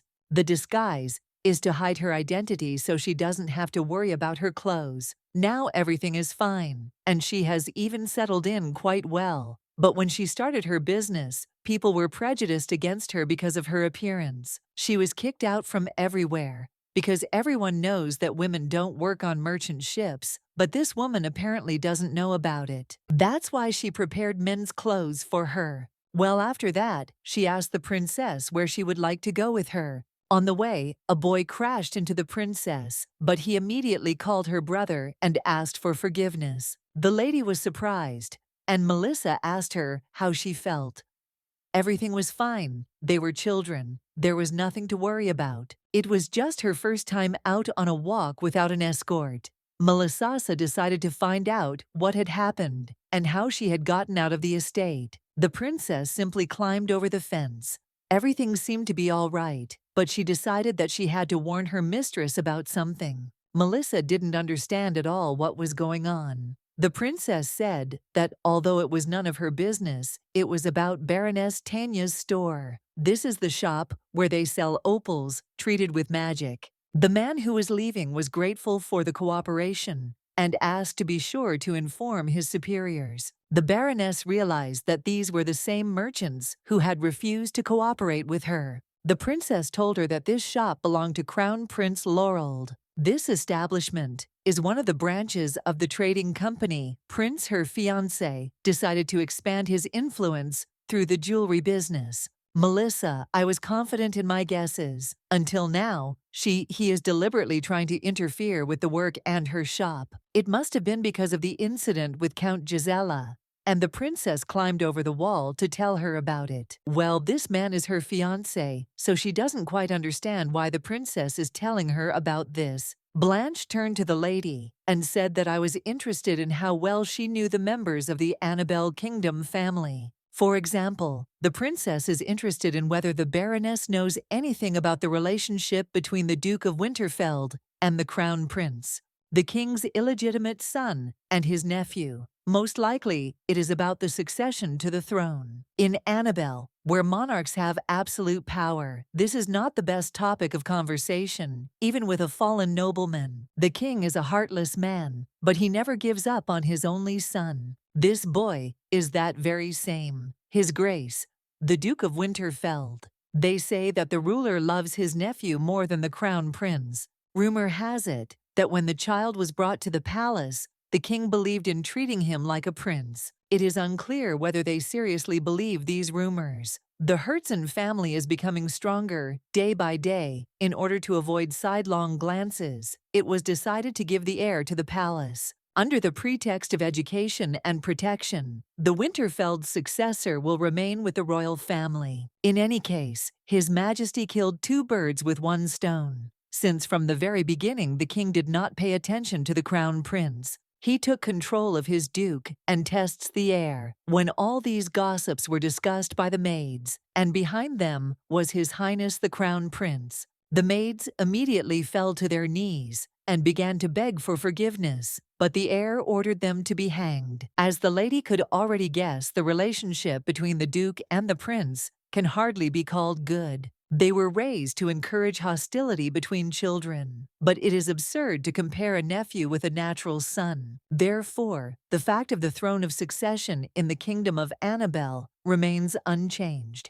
However, the prince cannot stand the duke because he had something that the prince never had. Let me guess why he started developing in the jewelry field, in order to undermine the Winterfeld's business. He also disliked the Baroness, but she had nothing in common with the duke. When she was in danger, it was the duke who sent her the knights to settle the situation. Krimhatz is the duke's right hand, and the crown prince also believes that she has exceptional skills in alchemy or magic, which can help their jewelry business. Melissa did not understand at all why and how this misunderstanding happened. The princess asked her if she wanted to say that it wasn't so. Well, when she restored the luster of the Gisela family heirloom, it felt like she had used a magic elixir. Melissa apologized for the misunderstanding, but the substance was not the magical elixir. It seemed to be the bottle contained an oil preservative, and the lady has no intention of cooperating with the duchy, using her skills or shops. My request may seem rude, but she asks to explain to the prince that he is mistaken in his judgments. She's his cousin and his fiancée, so she can do it. If it were true, she could. But their relationship is nothing more than an illusion. The crown prince never listens to her. Almost half a year has passed since the engagement was announced, and she thinks that you will fulfill her request. Two women who had never met before met during the chaos of the Countess's ball. But even though she can't do anything, but if she finds out that the princess warned her about everything, it seems to her that Blanche is in a difficult situation. The mistress noticed that the maids were looking for the princess. Blanche will likely be scolded when she returns, but she believes she did the right thing. And on that day, she looked stunning because the princess was enchanted by the steadfastness and grandeur of her mistress. Therefore, the princess asked the lady to take care of herself, and then the maids came up to her and began asking where she went, looking like that. The Duke of Winterfeld had no way of knowing about the conflict with the crown prince, but nevertheless sent a knight for her. He didn't know what was happening at the reception with the Countess. Besides, all the actions of the heir to the throne were absurd and devoid of logic. If she can figure it all out, if she can explain it, then everything will change. Therefore, the lady came to the prince and said that she agreed to this wedding. But she had a number of conditions and demands. The Duke remarked that he was shocked with you that she had changed her mind so suddenly. He asked her to sit down and asked her not to think that he was going to give up on this idea. But the gentleman asked her to reveal the reasons for such a radical change in the plan. During the day, she met with Princess Asserin Blanche. The Duke was surprised that she had seen her. News reached him that she had escaped from the mansion, which caused a huge stir. Apparently, the girl did this to go to the Baroness, but he wonders why she did it. Melisasa said it was all about warning. The princess wanted to warn her about the crown prince. Now Louis realized that his cousin was involved in this, and then asked her to continue without stopping. Melisasa, Tani is not inclined to trust men, especially if they are of noble birth. She has seen many things that she had not noticed before. The 60-year-old count still hopes that he will have an heir. The president of the company was courting her, although he had a wife. Even the husband was such an outstanding woman, so you wonder how this man is different from them. The lady decided to accept the Duke's offer. This is Sonia's adventure all her life. The crown prince interferes with trade and tries in every way to destroy her store. If she can clear everything up, everything will change. When the lady came, the secretary was very scared and called the lady. The lady asked what had happened and why there was such a mess. The secretary didn't even know what to answer. While she was cleaning the store, someone threw trash in front of the doors, and that's all she knows. And while she was gone, some of the aristocrats with whom they cooperated refused to conduct joint trade. But that's not all. The workshop demands payment of wages for future work in advance. The lady did not even know how to justify herself. If she explains everything to the princes in great detail and says that this is a complete misunderstanding, then it is unlikely that he will believe her words. If His Highness were to drop his claims, she was not sure if she would be able to repair the damage to the stores. Melissa decided that this would not do. Even if he was the crown prince, she would not allow this man to ruin her store. The lady asked Julie to call the servants to clean up the trash, and she herself should go home. But the secretary decided to ask what the lady would do. Melisasa said that she needed to visit the Duke of Winterfeld.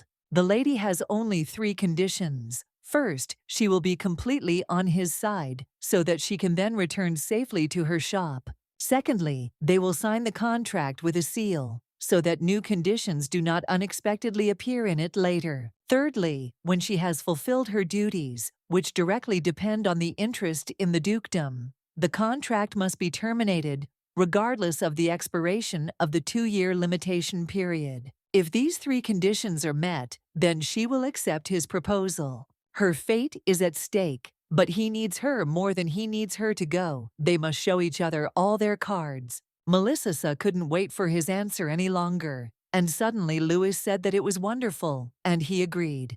And then he called the butler and asked him to draw up a contract. After that, the lady sighed. and he suggested discussing some details that need to be included in the contract. Regarding the details, the gentleman decided to ask if the lady had any favorite flowers. Melissa was very surprised and said that maybe roses because she is not very good at gardening. The Duke began asking what her favorite food and color were. The color is blue. The lady is not sure whether she really has to answer these questions as part of the agreement. It was certainly true that their marriage was effective in reality, but they had to make people believe in their passionate love. The Duke asked her what she thought if an admirer did not know even the basic preferences of his lady. Then this would arouse suspicion. And they also need to decide on how to address each other when they play a couple. In love, he won't be able to constantly call her Baroness Tanya. He asked her what to choose, sweetheart darling, or something else. He suggested calling her Nuna. This is how a guy addresses a girl older than him or his older sister. He was 25 at the time. The lady blushed very much and began to say that the name would be enough. And after this, the Duke laughed, and the lady did not understand at all what made him laugh so much. She probably interpreted his behavior, so be it in the future, he will call her by her name. Luis will call her his beloved Melisasa. So the gentleman decided to ask her how she felt about this address. Suddenly, the princess's father burst in and called her crazy and asked what she was doing. He screamed that he was in shock with you, that she ran away from her will to go for a walk. Not only do they have a lot of rumors about the unsociable princess, now there's this. Father asked a Seren to watch her behavior and remember well that they were still alive, only thanks to the grace of the royal family. In any case, she must not do anything that might anger the crown prince. Azarin decided to listen to her father and promised not to do it again. Melissa put up a sign saying the store was closed, and the secretary had no idea what was going on. The lady will have to close the shop, but this is a temporary measure. It will last for a maximum of 2 years. Julia believed it was because of the crown prince and thought he had gone too far. They even had to stop work. She is also interested in what the Duke said since the lady visited the Winterfeld mansion. The secretary thought he could help, but something must have happened during the meeting. Melissa shook it and said that the negotiations went well, and also decided to ask what she was going to do in the future. Once the store closed, she would have to look for a new job, so she decided to ask if the lady had her eye on anything. But wasn't it so that she noticed that she should start searching from today? It's very good that they are in the capital. Finding a job here won't be difficult. Madam, don't worry. As soon as the store opens again, she will be back here right now, because there is no more devoted worker than her, and the lady herself knows this very well. The lady invited her to sit down, and also said that if she still had not found somewhere to go, she offered to become her assistant. But her duties would be different from those of a jewelry salesperson. Julie immediately said she was in, but she decided to inquire what kind of work it was. She and the Duke decided to get married. She is not allowed to disclose the details of the contract, but she will adhere to the strategy described in it. She herself knows how hostile the aristocrats are to the store, but nevertheless they have to work with them. And in this matter, a reliable ally is needed. In other words, the owner of the store becomes a duchess. Julia was shocked with you that she would become the Duchess's maid of honor. The lady was shocked with her behavior. Then she said that she could rely on her. And so the store of her dreams closed, albeit temporarily. Later, she and the Duke of Winterfeld clearly defined all the terms of the contract. The lady was shocked that she needed so many dresses. The tailor asked the Baroness to refrain from unnecessary conversations during the fitting. The Duke noted that Madame Tricia could be a bit stern, and he is sure that she can withstand this test. She just needs to be patient a little. The woman was shocked with you that he called her harsh, so she said that not at all, because order is the basis. So everything was ready, and the new Duchess stood before the Duke. Melissa was very unusual in this image. The Duke was very surprised and froze. Melissa didn't understand why he was so surprised. She had already thought that she looked so strange that even he was surprised. Louis said she shouldn't think anything bad, he just didn't expect that. The lady told Laurel not to be such a cold, and to smile because she was going to buy something anyway. She stopped and realized that someone had come to them. But this woman was the famous old maid. The prince greeted the Duke of Winterfeld. He thought he had a lot to do, but lately they often crossed paths. And here, he sees this woman again. Louis noted that he noticed it too, and was shocked with you that he was accompanying the Viscountess Raji. The vicar confirmed this, and noted that His Highness was very generous. The prince noticed that she had not deigned to arrange a time in advance, and nevertheless, brought him to Madame Tricia's salon. Princess Azarin herself says that she is only playing her role as a bride, throwing dust in the eyes of those around her. But even if so, you already the heir to the throne, leave your bride alone, and openly spend time with your mistress. The Viscountessa asked His Highness now how he liked this hat, and asked him if it would suit her.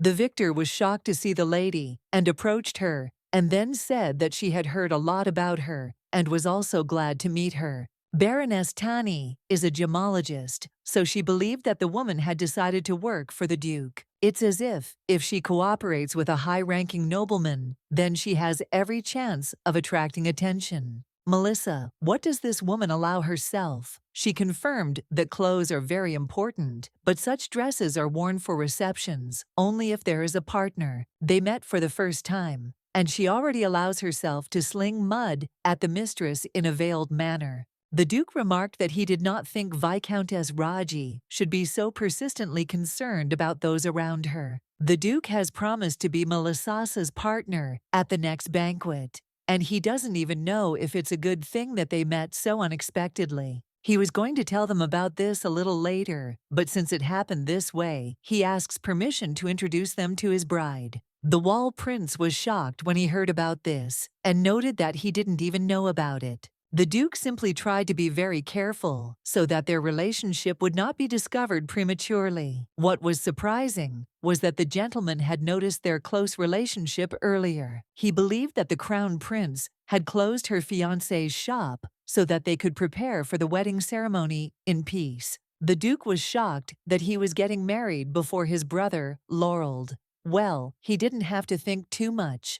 He is also at that age when it is time to find a partner and start a family. But unlike the prince, his marriage is for love. The gentleman picked Melissa up in his arms and said with a smile that it was time for them to go. Melissa begged the master to put her on the ground. That very second, Holds immediately fulfilled her wish. The lady said that even if they do not get along, she does not even know what could happen if a member of the royal family is ridiculed. The Duke noted that they had not planned the marriage, so he did not understand at all why the lady was so angry. He is also part of the royal family, and then he said he was just joking. But he still thinks that it's really good that they met like this. After this, when the cousin saw everything with his own eyes, he will not doubt their relationship. However, due to the fact that he was facing a direct opponent, he could not openly say that this dress suited her very well. The lady could not believe that he was saying this seriously, and was very embarrassed. He never informed her what such clothes were for, but the gentleman wanted it to remain a secret for now. In the duchy, everyone welcomed her and promised to take care of her safety from now on. The lady did not rise at all. What kind of performance is this? The Duke said that she would become the mistress of the Winterfeld estate, so he does not understand why she should not be introduced to those who live here. When she takes off her glasses, she becomes incredibly attractive. The mistress has such neat hands, they are so soft and gentle. The servants are very happy that they will be able to serve her. After my mother's death, there was no mistress in this house, and in the future she will probably be no less busy than when managing the store, and perhaps her workload will even increase. The gentleman also wanted to ask whether she had carefully read all the points of the contract. Sooner or later, they will have to come out as partners. Melissa first asks when it will happen. At a banquet in honor of the opening of a jewelry auction organized by the Winterfeld family, when the aristocrats involved in trade with the ducal house are invited, it is a great chance to showcase their relationship. But there is something that will definitely interest her. a very famous stone, will be participating in the auction. I don't know if she ever heard about a blue diamond, a harbinger of trouble. If she understood him correctly, and he was talking about a blue diamond that brings bad luck, everything is absolutely correct. He meant exactly that stone, behind which stretches a 400-year history soaked in blood and passions. The mineral remained in its original form for quite a long time and was not processed. The diamond passed from one owner to another, but wherever it appeared, trouble always came. And this jewel will be put up for auction at the auction mentioned by the Duke. Now, many people are interested in this event. The lady was shocked with you that she would be able to see this legend with her own eyes. That was true, but they could talk about work later. First of all, they should show the servants their wonderful relationship. The lady was embarrassed that she needed to show a wonderful relationship because she did not understand how to do it. The Duke kissed his wife, and she blushed very much.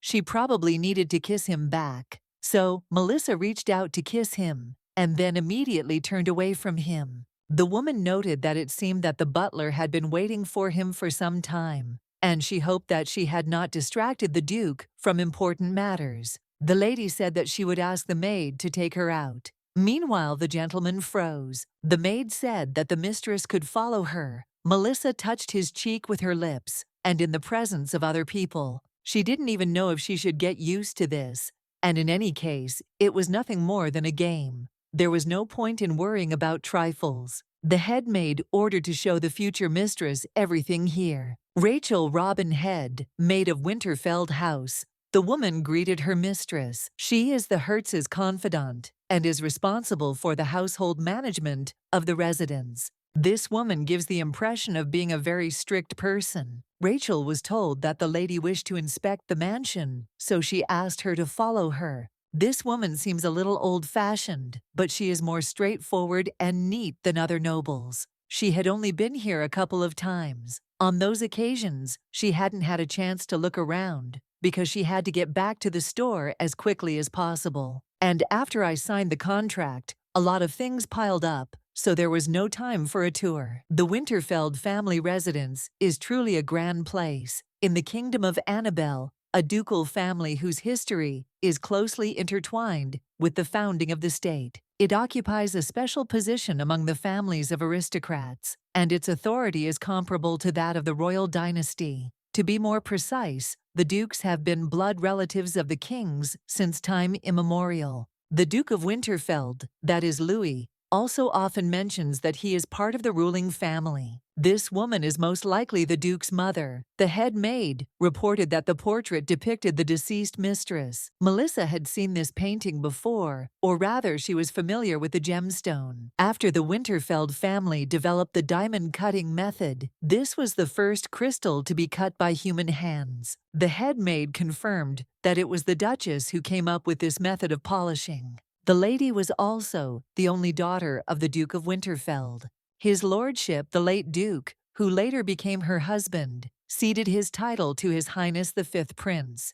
His status as the Duchess's husband was enough for him. Well, all Rachel could say for sure was that the Duke was the most handsome and virtuous man in the social circles of Annabelle's kingdom. And if that accident hadn't happened, his lordship's position would probably be completely different now. Melissa asked again about the accident. Turetsky noticed that his master looked happy. Louis said that he was really very happy. Now he could not even remember how much time had passed since he felt such a rush of joy. Even though Laurel's tricks are becoming more obvious day by day, there is still nothing strange about it. Very soon, all the problems would evaporate. The butler believed that this was due to the woman that the gentleman had brought. He doesn't know about the others, but it's a bit strange to hear something like that from a butler, since he knows perfectly well that this is a contractual relationship. Old men like him often get confused in their words, so with the master's permission, he will leave him alone with his work. Louis believed that he was not mistaken. He was sure that only a contract connected them. Well, the gentleman began to blush when he remembered how the lady kissed him, and he did not understand at all what kind of reaction this was. The maid was shocked with you that the mistress had not heard anything about that accident. It's a sad story, so it's logical that no one would want to go back to it again and again. At that time, the young gentleman was only 11 years old. The lady became ill. The boy watched all this. The person who put poison in the tea bit off his own, so the investigation reached a dead end, and the customer was never found. Melissa didn't even know what to say to her, but the maid actually brought her here specifically to tell her about it. She had heard that the young duke was not given to quarrels or fights. The maid said that most likely the gentleman did not intend to tell her this story. He probably thinks he can protect his family on his own.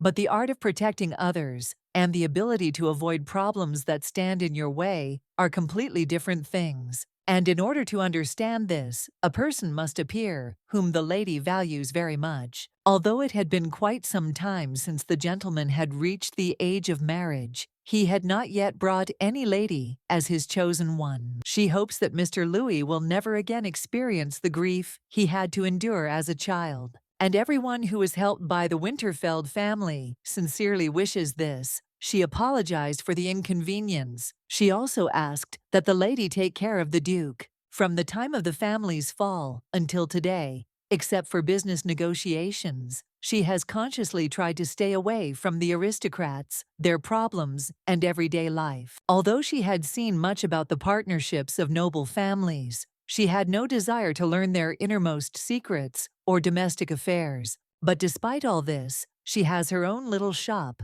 and it is somewhat similar to the master's residence. Although they were in the same boat, due to strategic considerations, the mistress of the ducal family cannot run away from problems forever. The lady asked the maid to raise her head. She knew from the start that she was taking a huge risk. Everything she had worked hard for 10 years was destroyed in an instant with the easy hand of the crown prince. Melissa said that she was definitely not the most gifted person, but nevertheless she could cope. The girl decided that she would never be afraid or back down, and so she promised that she would try to make her contribution while she was the mistress of the family. That's how he'll do everything possible to protect himself. This made the maid smile. It seems to her that the young gentleman has met a wonderful girl. He noted that it took quite a long time, and then he asked the lady if she enjoyed walking around the mansion. When he looked at her, his face immediately changed,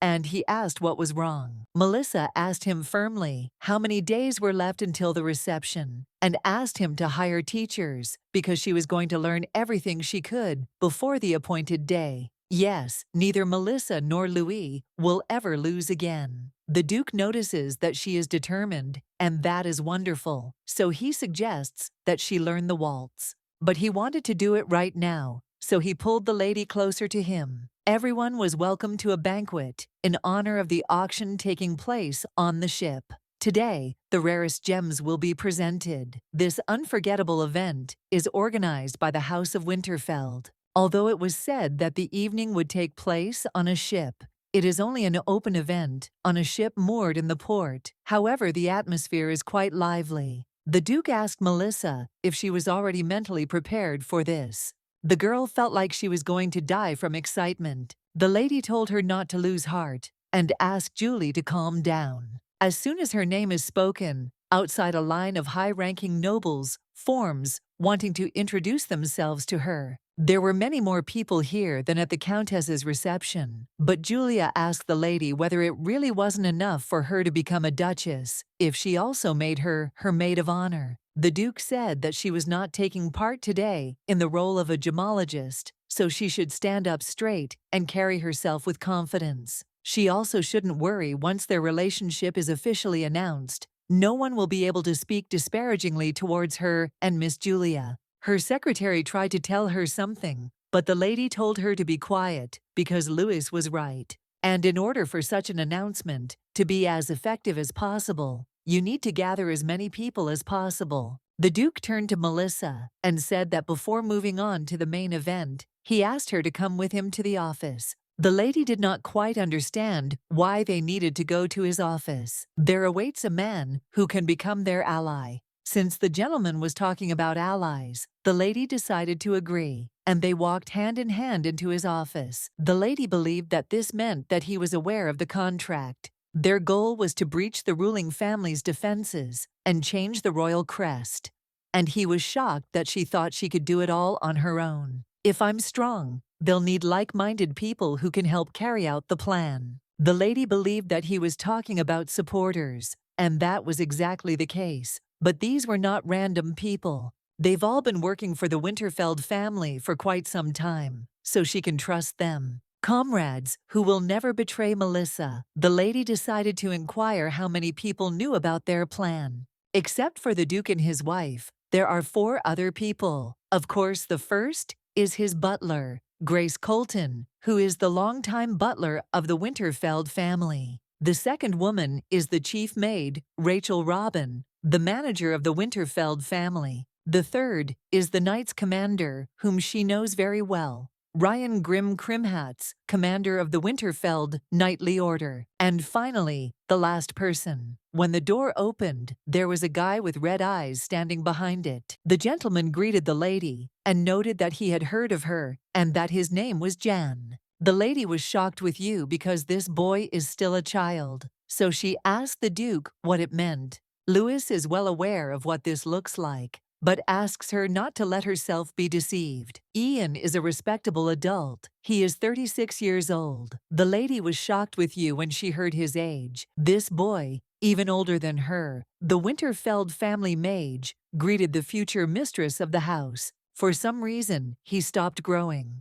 The lady was shocked and decided to ask him about it. The servant informed the lady that they could not let her in without an invitation. She can't do whatever she wants here. This auction house is the property of the Duke of Winterfeld. An unfamiliar woman in a cape began to scream and ask why he was standing in her way. The woman said the blue diamond up for auction was her husband's legacy. Jan is a hereditary magician, and although there is not much strength left now, nevertheless there are very few strong magicians, and sometimes such defects appear. Melissa was very surprised. Jan had to leave home because of business, but the auction may require magical abilities, so the gentleman asked him to be present. The lady thought it was a normal auction, so she didn't quite understand why a magician was needed. The Duke wanted to say something, but suddenly someone knocked. It was the servant who informed the master that Viscountess Dorian had arrived, so he asked if he could invite her. The lady was surprised when she heard about Isolde. The magician decided to ask the gentleman what he was going to do. The Duke said that Melissa might be interested, so he suggested that she go with him. Jan said that he would tell the rest later, so the lady could go in peace. The blue diamond is her husband's inheritance. However, even if it is, there is nothing the servants can do. After which, the Duke and his wife approached her and greeted the Viscountess. He asked if he could help her with anything. The Viscountess was shocked that the Duke came to her personally. Her name is Isolde Dorian, and the upcoming auction is of her husband's inheritance, which is a blue diamond. Their family is currently in an unstable financial situation, but she will personally try to pay off the debt. If the Duke, cares about moral principles, then she asks him to return the stone to her. Melissa assumed there was some kind of inheritance issue, but even financial difficulties, aside her clothes, the Duke would be happy to help. But the jewel was put up for auction by the Viscount's younger brother. As far as he knows, she has no heirs. And if this treasure is Vic's property, then whoever gets the title next has full rights to dispose of the property. Even though Louis is the Duke of Winterfeld, he cannot act outside the law, and there is no point in discussing it here. So the gentleman asked the lady to go inside. The woman finally agreed. Melissa noticed a strange grin on her face, and then her husband came up to her and asked her to go with him. Julie would never have thought that she would meet that very same Madame Isolde in person. She is right. This woman was a very famous singer, but after marriage, she ended her career. Julie couldn't understand at all how such a beautiful girl could be locked up all the time and never show up at social events. It was not her decision. She did not have the opportunity to lead a social life, Everything turned out that way because Isolde was not a noblewoman, a simple townswoman, and also a singer. This woman married for convenience with a broadsword, the whole kingdom. Well, in the end, rumor has dubbed her a sinner. The Duke does not know all the situations and is unlikely to be able to help. She asks her to try to explain to him. The gentleman is very curious about what is really going on. That is why he is waiting for answers from the Viscountess. The Duke can't help her without knowing the whole situation, so he has to find out everything. Isolde's husband, a Viscount, did not die as a result of an accident as everyone thinks. In that case, it is clear that he was murdered. The lady reported that he was killed by his younger brother, Sir Dorian. And all this to take away the blue diamond from her. Melissa wondered what this meant. The fact that the brothers were on bad terms was known to everyone in Soviet society. But even taking this into account, the Duke does not understand why she decided that her husband was killed by her younger brother. Isolde asked him to understand her because she had seen something. He noted that she is now making a murder charge without any evidence against the heir of the family to which she belongs. He doesn't know what exactly she saw, but it's important whether she has irrefutable evidence and whether she can take responsibility for her words. Isolde said that perhaps if she had kept silent from the beginning, but she would not have come here if she was going to regret her words. On the evening of the accident, she saw her husband's brother leaving his room with a bottle of medicine in his hands. Melissa thought about it, and the Duke too. After all, they thought that Vic had died from a fall from a horse. After all, they don't remember the story with the poison. True, he fell off his horse and broke his neck, but her husband is a man who used to compete in horse riding. Therefore, he could not have fallen off the horse without any reason. But the doctor had to examine the body. The woman assured the gentleman that the doctor was invited by her husband's brother, and she was afraid that money would decide everything from now on. Isolde is his wife, but because of the background of the whole family, she is not respected, and her opinion means nothing to them. She couldn't even hint at a second investigation. Yet the Duke understood her. The event had already started, and it looked like a decision needed to be made as soon as possible, but he just wanted her to give him a little more time to think. The Duke said he would arrange for her to be placed in the guest room, and she could rest a little, and if she wanted, she could go down to the hall for the party. But first, Melissa would like to ask the lady something.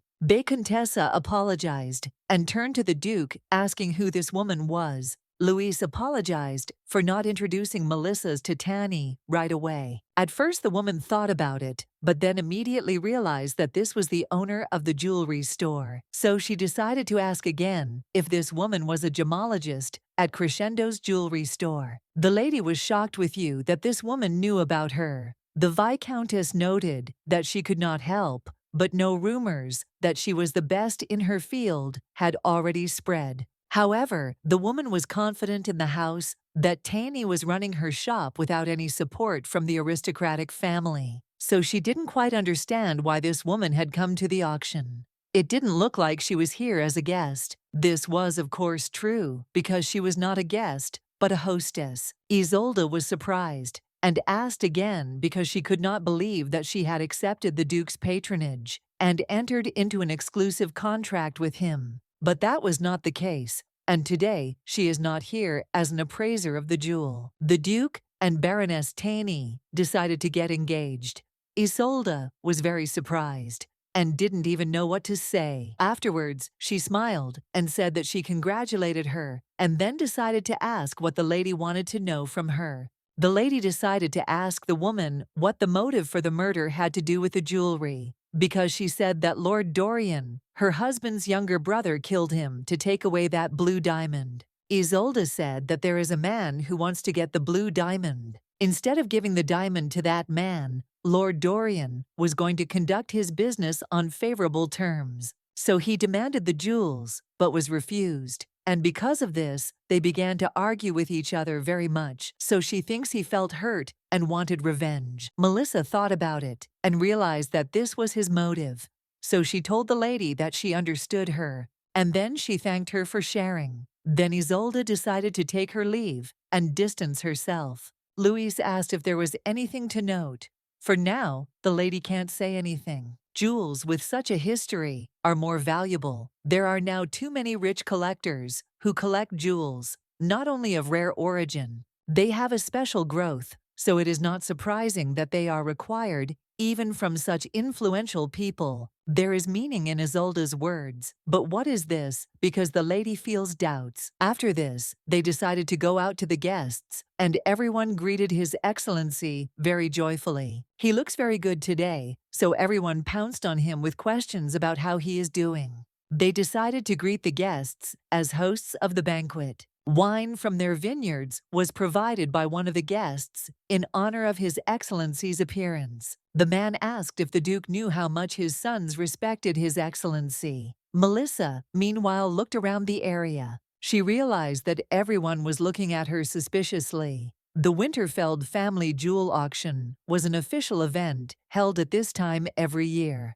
Among the aristocratic families involved in trade, this is the largest charity auction. All aristocrats are divided into levels, depending on their origin and wealth. Receiving an invitation to an event organized by the Winterfeld family is evidence that a person has entered the social circles of this family. In addition, the family's auction, which also owns the largest gem in Annabelle, also serves as a fashion reference for all social circles and provides an opportunity to establish connections with others. Therefore, this is one of the most important events for Winterfeld. On such a day, joining the Duke as a partner is a significant event. Everyone looks at Melissa, and she can't get close.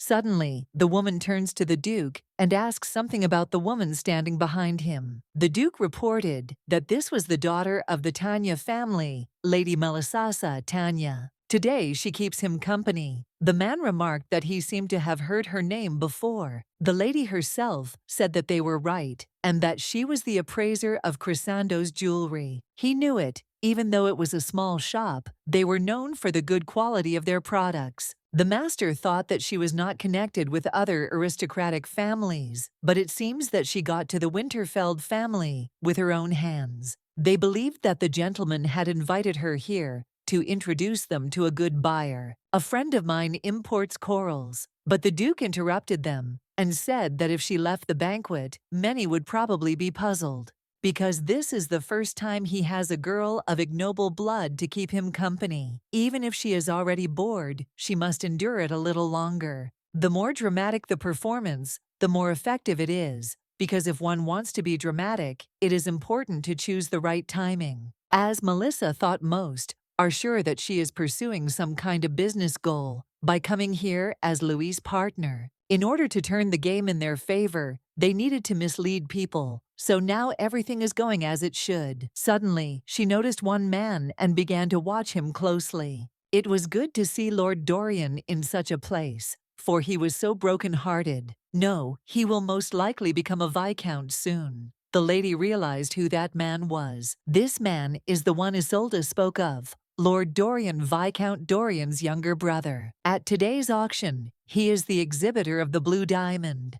The man suspected of killing his older brother. However, it seems to differ from Isolde's stories. The lady believed that this could not be the expression on the face of a man who had killed his own brother, as Melissa thought she needed to talk to him in person, so she decided to come closer to him. The woman introduced herself and greeted the gentleman, and asked if he was Lord Dorian. The man confirmed this and asked for forgiveness because he did not know who the lady was. Melissa also introduced herself and said that she was very interested in the blue diamond he was exhibiting. When the gentleman thought about it, the thought immediately came to his mind that this woman was from that jewelry store. Melissa confirmed this. Dorian said that if she wanted to talk about the jewels, it would be better to contact the Winterfeld family appraiser. He is simply an exhibitor and does not engage in evaluation or pricing. Even I know who she is. His attitude does not change, as she thought he is not a typical aristocrat, familiar with the laws of high society.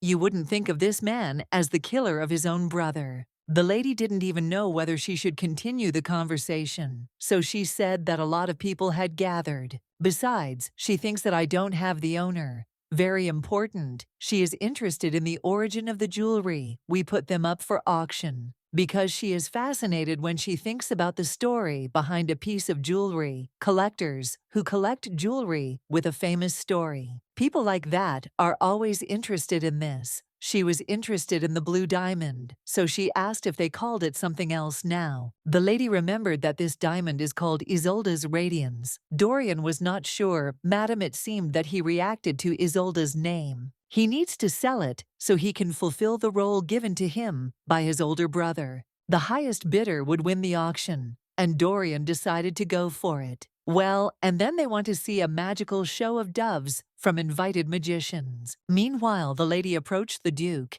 and he was surprised that she had already looked around everywhere. Melissa said that there was a man there, and with his help, she now knows something about the blue diamond. Just in case she will ask to know for sure, so she asks me not to understand incorrectly, but just listen to her. Winterfeld auctions are rigged and forbidden. They are auctions where the buyer is known in advance. The Duke was shocked. This is prohibited at auctions of historical jewelry, but permissible at small auctions organized by some families, all in order to legally give a bribe to a certain person. However, at the auction for which the authoritative Winterfeld family is responsible, and which is considered second only to the royal family, this cannot be allowed. The Duke said that of course it is. And then he asked Melissa what she understood. The lady noted that it seemed to her that it made no sense at all. According to Isolde, Lord Dorian was going to bribe some influential person with a blue diamond. But this contradicts the fact that the diamond is put up for auction at Winterfeld. The lady turned to the gentleman and said that she would put it up for auction where dishonest transactions were prohibited, so just sell the jewel and turn it into money. Because of this, the Winterfeld family is one that lives up to its name, and there can be no exceptions. To be honest, all the guests are here because of that diamond. From the very beginning, there were rumors that there was magic in that blue diamond. It's a well-known story. Isolde, because of her status as a singer, changed people's opinions about a diamond that was considered a source of trouble. She made everyone look at him in a new way, thanks to her unequal marriage. So that's exactly what she thinks. This diamond became known as Isolde's radiance, all in honor of his singer wife, Mrs. Dorian. It's a bit of a convoluted story, but the unfortunate death of the Dorian Viscount has sparked interest among collectors. However, the reason they want to get the diamond is a secret that causes tragedies. This doesn't look like magic, but rather a real curse.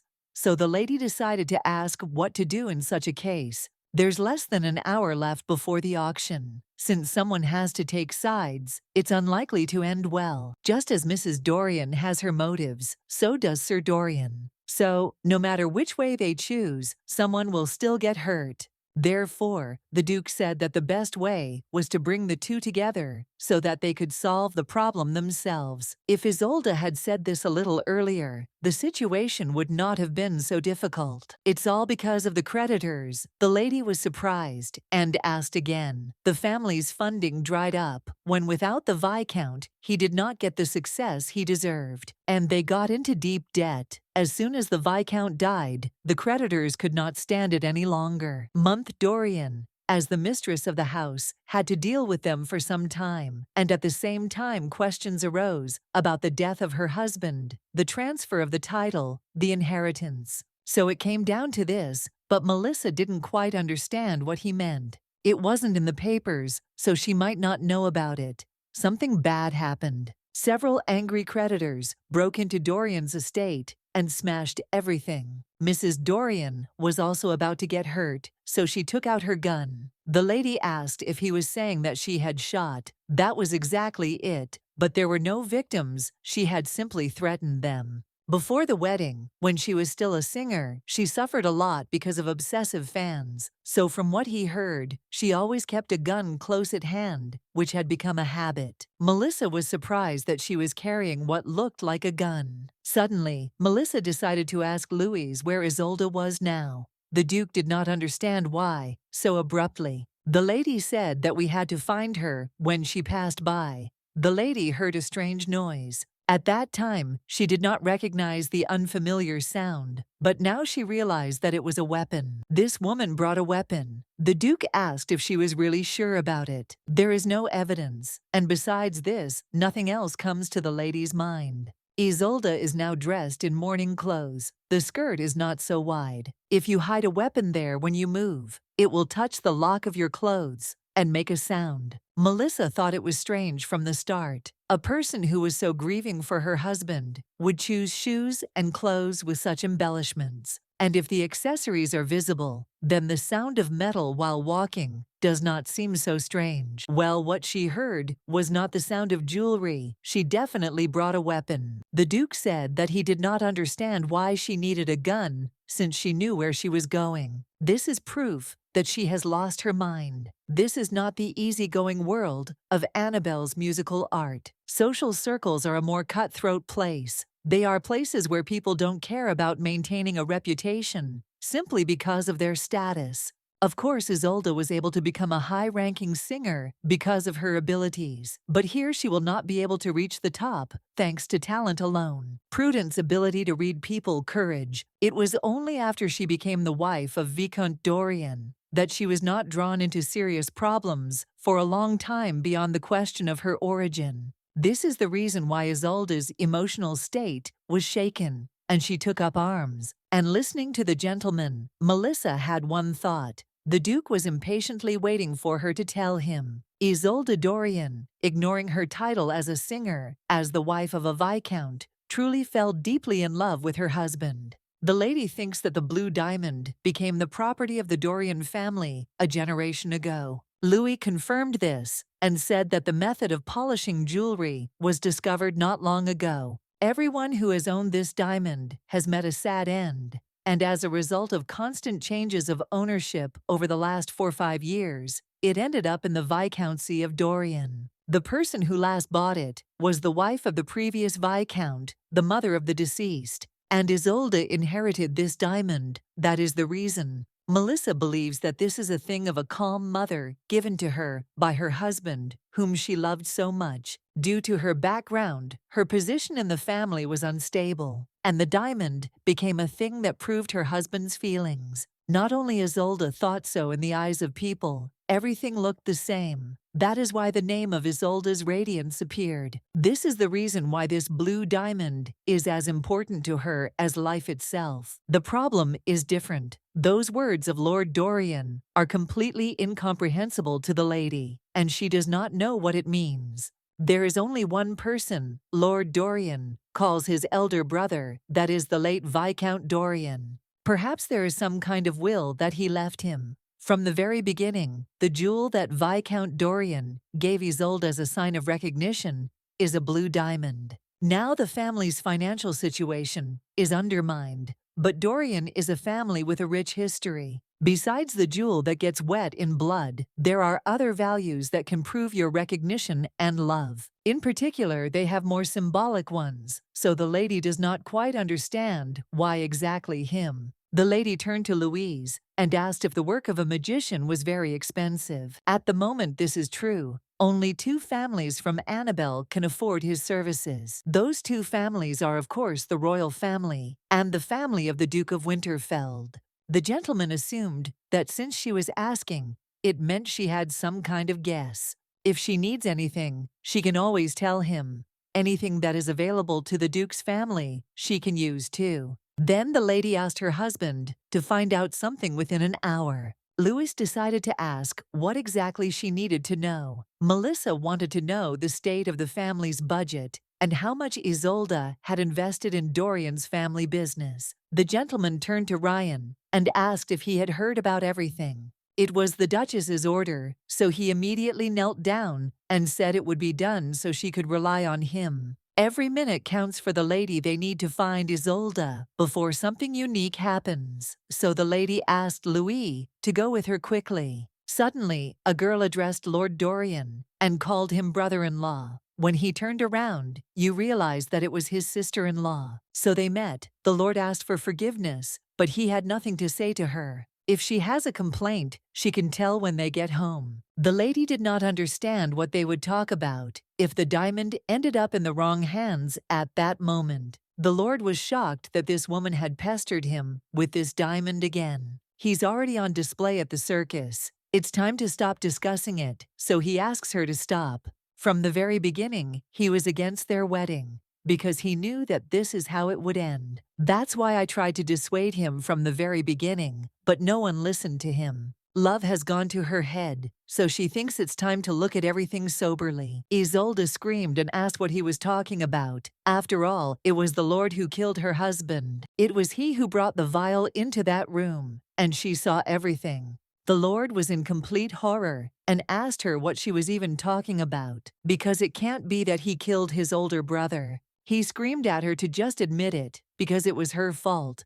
If it weren't for her, his older brother wouldn't have died. The woman pulled out a gun and pointed it at the Lord. She asked what he was talking about, because her husband couldn't die because of her. Then Melissa ran up to her and started screaming for Isolde not to do it. She came here with a weapon. It's dangerous here, but it's very curious. The guests thought that everything was getting more and more interesting. They thought that this man had supernatural powers. If you think about things related to diamond, this is proof of its magical power. After her husband's death, she thought for a long time about the meaning of living on. She thought it would be better to just commit suicide. Isolde asked for forgiveness for this mess. Today they both have a very wonderful event. Well, she can't forgive the man who killed her husband, and after taking his title, haphazardly disposed of the things that were left of him. Melissa shouted that it wasn't so, and Isolde didn't understand what she was even talking about.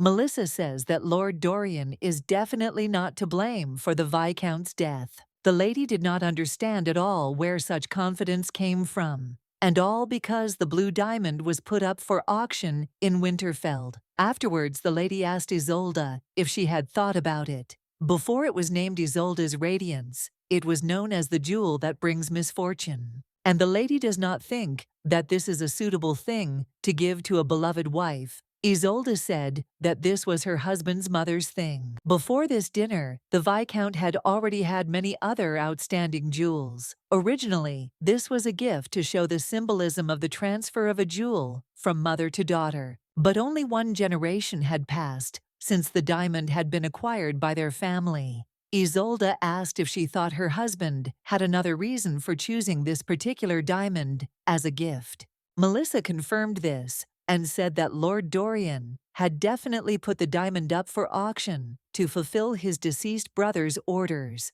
Isolde was absolutely horrified. The Duke said that if that was the case, then hiding the will of the deceased was also quite low. This misunderstanding hurt the widow, who was left without support, and he doubts that the Viscount wanted it. When Bacon died, he said that if he died before the business blossomed, his younger brother was to sell the blue diamond and return everything his wife had invested in it. He asked if he had conveyed the deceased Viscount's phrase correctly. The Lord did not understand at all how he had found out. Compared to other gems, this diamond can fetch a good price, even more than what is usually received for such a diamond, with its own history. When the Viscount's mother bought jewelry, she most likely did so for investment purposes. After this, Isolde lowered the gun and asked if this was the target and if they were saying that her husband died on his own. And then she decided to ask if they had any evidence of this. The Duke provided what she asked for. This is an investigation report on the current financial situation of the Dorian family. Even Winterfeld lent a small amount of money to their family.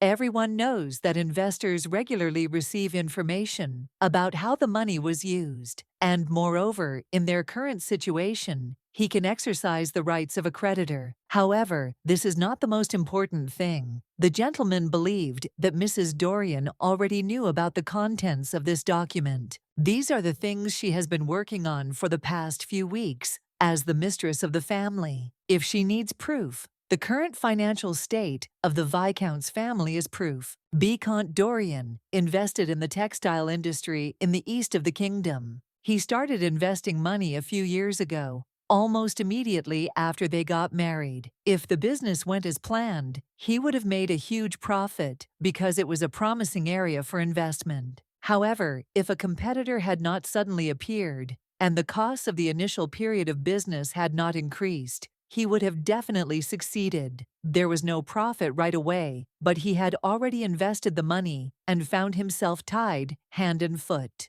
He had already spent most of the money he could put into circulation, after which he not only spent Madame Isolde's personal property, but also took out a loan. He didn't understand that she didn't feel sorry for this money, but his soul was heavy. At that time, Madame Isolde became the subject of discussion due to her marriage to the Viscount, because she had already experienced difficulties and could not become a good catch for the high society again. Their love was sweet, but reality often obscures romance. The competitors for whom their business had become a hindrance thought the same. The Lord said that the elder brother had sensed impending danger from that moment on. He thought that at some point he might be poisoned or killed, so that bottle was an antidote. His younger brother brought him a bottle every day. At his request, he was afraid that there might be traitors among the workers too. That's why he asked to bring him medicine. Don't tell anyone Isolde was in tears and said that she doesn't understand. She realized that he needed to keep everything sexual, but she didn't understand why he hid it from her. If this was true, then her husband should have told her everything. The gentleman simply thinks that he did not want to make her worry because Isolde had already suffered a lot. The brother asked to sell that diamond and return the money to his wife if he died one day, so that she, having lost her only protector, would not suffer from financial problems. He said to definitely sell him. So then his younger brother put the stone up for auction. Isolde couldn't believe it. She said that this simply couldn't be and fell to her knees. Everyone was shocked with you that this blue diamond also had a deep history. It all feels like part of a performance, like a dinner show before the auction. What is wealth? What is glory? And what is called power? Why do you who possess it so easily become disgusting? Even before all this, she suffered someone's tragedy, so easily becomes gossip. When you deal with luxury items and are up against aristocrats, you often come across this, but she is not going to put up with it today. The woman approached the man and noted that his behavior was completely inappropriate, since he was saying this in the presence of the widow, who was still in mourning. The man asked who she was and how she dared to talk to him like that. I don't know who he is. Suddenly, he looked closer and realized that the face was familiar and that it was the Duke of Winterfeld's guest. The bald man was surprised and laughed that this could not be. After all, this is the girl who runs a rat house-sized jewelry store in the city center. This man in the video is her awkward appearance at Gisella's banquet.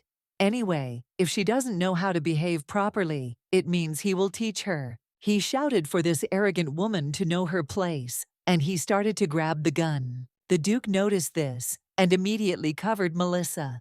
The knight also did not stand aside. Louis asked Melissa if she was okay. The lady was very scared. She said that everything was fine because thanks to him, everything worked out. And again, he wanted to announce it today. He wanted to tell it while the spotlight was on them. This is Miss Tanny. This woman is his fiancée, who will soon become the wife of the Duke of Winterfeld. In this regard, the Count must apologize to the lady for his rudeness, or the Duke would regard this as a challenge thrown down upon him. The Count immediately fell to his knees and began to beg for forgiveness. After that, they decided to start the bidding. All matters were resolved, and that night the bidding went smoothly. Isolde's radiance was sold to the highest price. Meanwhile, the engagement announcement caused more excitement than she had imagined. The maid did not understand at all how the bride could have slept through it. The lady had to hurry because it was time for her to go to the wedding. Melissa was still in the clouds. Julie asked the lady what she was looking at so intently.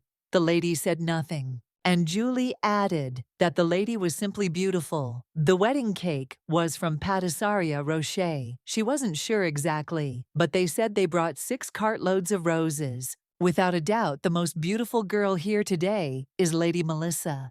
The thing is, they kept telling each other that she would never meet a man, and now she's getting married, and Julie is so touched. One look at the decorated wedding hall was enough to make her realize reality for the first time. Melissa does indeed become the Duke's wife. Or rather, she becomes an accomplice in a crime with Louis Winterfeld. There is no turning back, that is the reality. But a lot of work has been done. The lady completely lost track of time. A whole month has already passed since that situation at the auction. Isolde brought the weapon, but no one was hurt, and she escaped punishment because the mistress decided to let her go. Meanwhile, Lord Darien quietly received the title of Viscount. He found himself in a crisis situation and planned to sell all the lands and the house to pay off his debts.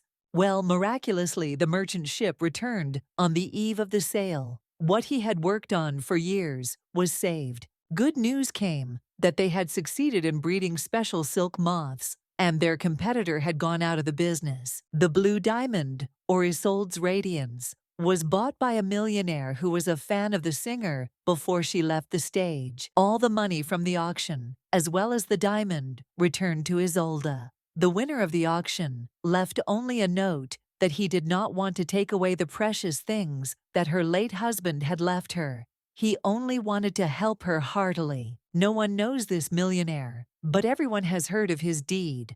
Although this stone is still called a jewel that brings parts, but having received this diamond, Isolde was truly grateful. Isolde promised never to forget the Lord's mercy. She looked incredibly joyful. In other news, as I expected, she saw magic with her own eyes. Ian is a mage of the Winterfeld family, Louis's assistant. Maybe she can ask about that emerald or opal that she saw earlier. She remembered looking at the duplicate emerald, how the sale had become more difficult, and the investors had pulled out of the deal. In any case, it seemed that this would reach the crown prince. Melissa decided that she would never again allow someone she didn't know to ruin her career. And even the royal family is no exception. Again, a month has passed since then, and today is her wedding with the Duke of Winterfeld. The Duke was very happy when he saw her and said that she was always beautiful, but especially today. He was no less dazzling. The lady thought that she had become accustomed to this handsome face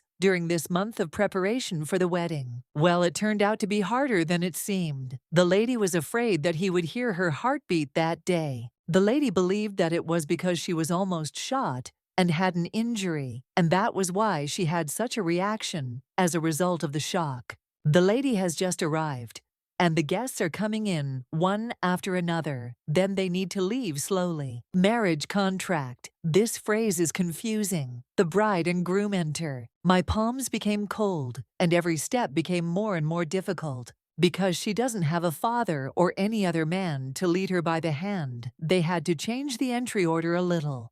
Time dragged on like an eternity. The lady had pronounced these two lovers holding hands, husband and wife, and now they could seal their union with a kiss.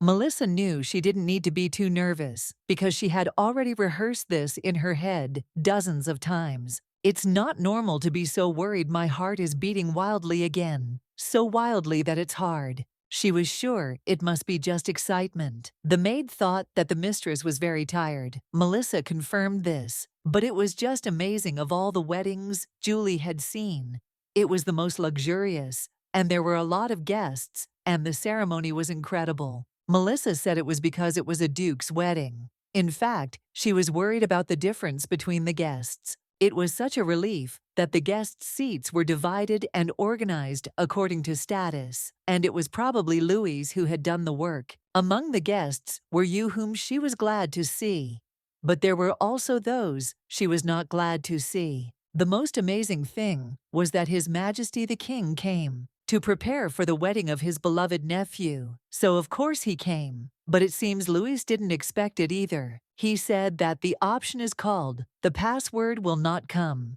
but will simply send a gift, as he is very busy with state affairs. In any case, she is glad that the wedding went smoothly. Julie noted that there were fewer reasons to worry, and now all that was left was to get to know the elder Louis, and the most important thing. Melissa asked if she meant the Marquise of Carlyle's mother when she spoke of the elders. That's right. This woman is the Duke's grandmother. She is the one who took care of the Duke when he lost his mother as a child. She is the only one who can be considered senior to the Duke. The lady is currently resting. She asked me to tell her that she was expecting her tomorrow to meet and talk. Melissa was surprised because it turns out that this person became like a mother to Louis. Although she won't stay in their family for long, it would be good to get along with everyone. Melissa asked Julie what the most important thing was if she didn't meet her eldest today. The maids immediately began to smile and said that Milady was now Her Highness, and she had gotten married, so she was now with the Duke. Melissa didn't quite understand what that meant. Judy said that then of course she should be with the Duke. Because of that kiss, her head is in disarray, and he has already forgotten about the existence of the first wedding night. She didn't even know if she should insist on the wedding night, because Julie's words and the maid's words wouldn't leave her head. The Duke came into her room and said that it was the first time he had seen her in her pajamas, and remarked that she looked very cute in them. This guy can't keep quiet, really. The lady thought he was telling everyone they were cute. Louis was surprised by this and asked what she was even talking about, because he would never say that. And I was shocked with you how she thinks about him, because it's very offensive. Melissa started to say that it wasn't so, and thought that he was joking now. She asked him to stop to move away, and also suggested that he go to bed already. She said that she would sleep on the sofa, and he could lie down on the bed, and this greatly surprised the Duke. Well, if he didn't understand how this could be, because no matter what, he is a man with the title of knight and cannot allow himself to take the bed, leaving the girl on the sofa. He figured she was uncomfortable here, and if that was the case, he could lie down here, and Melissa could lie down on the bed. The girl was shocked by his words and asked if this could be possible. Louis is his being the Duke, and she will later return to her original status, so she doesn't understand at all how she can send the gentleman to sleep on the sofa. Louis asked her not to say that, and then he asked her if she thought he would pick on her because of this, because she made him sleep on the couch. If she thinks so, then it is not so. She can just sleep on the bed. Melissa just feels restless. If he is on the couch, she will not be able to sleep. The Duke said that if that was the case, then nothing could be done, and then took her in his arms. He suggested that they sleep together. Melissa asked the gentleman to promise that he would not lay a finger on her. Louis said that if she wanted, she could even put the dagger under her pillow. It would be okay. He can also borrow something that can cut him up real good. The Duke can't let her sleep on the sofa either, so he's not sure there's another option. Besides, when the servants come in the morning, everything will look natural. Melissa still agreed with him, but wanted to say something else, and Louis decided that everything had already been decided, and winked at her. The gentleman approached her and asked in her ear if Melissa would touch him in the same way he touched her. The chew is large, so if it lies on the edge, they will not reach each other. But he could have said in advance that he would sleep without clothes. And she also noticed that he really did have the kind of face that made your heart pound. It was his character or just the situation. But either way, he was published in the newspapers as the kind of groom that any woman would want. Melissa decided to get out of bed and look out the window. It was strange, wasn't it? Melissa, a girl of bad repute among society, married the Duke of Winterfeld. Now she needed to get a good night's sleep. In the morning, she realized that she had overslept. But thank God she came earlier than the eldest. She heard that this woman was not feeling well. It seemed she would be very late. The maid informed the mistress that the elder one had arrived. Melissa noted that she was easily remembered. The woman told her that she didn't need to get up, she could sit. She asked if she was the daughter of the Tanya family, Melissa Tanya. She should now call this woman the Duchess of Winterfeld. The old lady does not like to do business with my lady, and she thinks that the lady expected it. Unlike her grandson, she was already past marriageable age and had no prestige left. Melissa confirmed that she was completely right in her statements. But even if she is old, she believes in her grandson's insight. She obviously has something special, since her grandson is fascinated by her. After all, he has been perceptive since childhood. When he decides something, she is powerless to resist him. But a woman must definitely ask the mistress something. She heard that Tanya has a business, and they say that she runs a well-known jewelry store in the capital. Well, she covered for a while. The woman asked Melissa to drop the case altogether. The fact that she became part of the Winterfeld family indicates that she has risen in status and is forced to take on the corresponding responsibilities. If she had to manage the shop during this time, the woman was not sure that she would be able to pay due attention to the duties of a duchess. Of course, she couldn't answer that she was ready to do this, because the reason she came here was for that very shop. Melissa said she could handle both if she ever thought differently. The woman wanted the lady to prove it to her, but for now, she suggested that they consider that the shop was left behind. The butler noted that the lady had been experiencing a lot since the very first day of her marriage. It's all because there is something that excites her. The earrings that the eldest gave her are really beautiful. It seems to be a wedding present prepared for my lady. It means that the union of lovers is blessed. The maid asked if she wanted to receive recognition from her mother. This was, of course, true. But the butler said that she did not need to try hard to get her recognition. The lady immediately remembered how the Duke had said that only a few people knew about their plan. There were 4 of these people, and one of them was the butler. He already knows that their wedding is not real. She may not know this proverb, but for a merchant, trust is more important. The lady said that she does not want to just buy and sell, so she asks for help. I wonder what kind of person this elder is, and what she needs to do to get her recognition. Louis's grandmother came to visit him, and he was surprised when he saw her. She told her grandson that it was not worth it, but simply asked him to sit down. Grandmother told the Duke that she was not suitable for them at all. She was very stubborn and patient. These may be her virtues, but Louis knew she was worried. Well, he asks her not to test Melissa. Grandma was surprised by his words. The butler asked the lady if she could go with him. He brought her into the room. The lady realized that this room was in the main building, but she still didn't know about this room. It doesn't look like a normal room for guests. This is the room that was used by the late mistress. And here, after the death of the mistress, from an unrighteous act, the Duke's ancestors locked this room. The butler took out the ring, and the lady was very surprised when she saw it. This is a design that was popular 100 years ago. Melissa believed that this was the item that was worn by her mother and His Excellency the Duke. The day has come when she will become a duchess and move into the house. He can't believe it. It seems that a couple of days ago, she was still very little. This ring is a gift from Mother Collide to the lady's younger sister. The woman said that she would definitely be happy. But good times did not come for a long time. After the lady gave birth, she died 3 years later. In the summer, it was necessary to quickly arrange a funeral. Mother lived far in the south when they heard the urgent news, and arrived, everything was already over. This child is the daughter of the Winterfelds. Mother loved her niece as her own daughter. The girl also loved her aunt very much. One day, a woman came to her and said that she heard that her niece was marrying the 5th prince, and asked if it was true that she was going to live in his house. Her father has already given her permission, and everything is fine. Winterfeld can become an archduchy, and she will marry the man she loves. The girl assured her aunt that she loved him. But in the end, even the niece she cherished so much left her forever.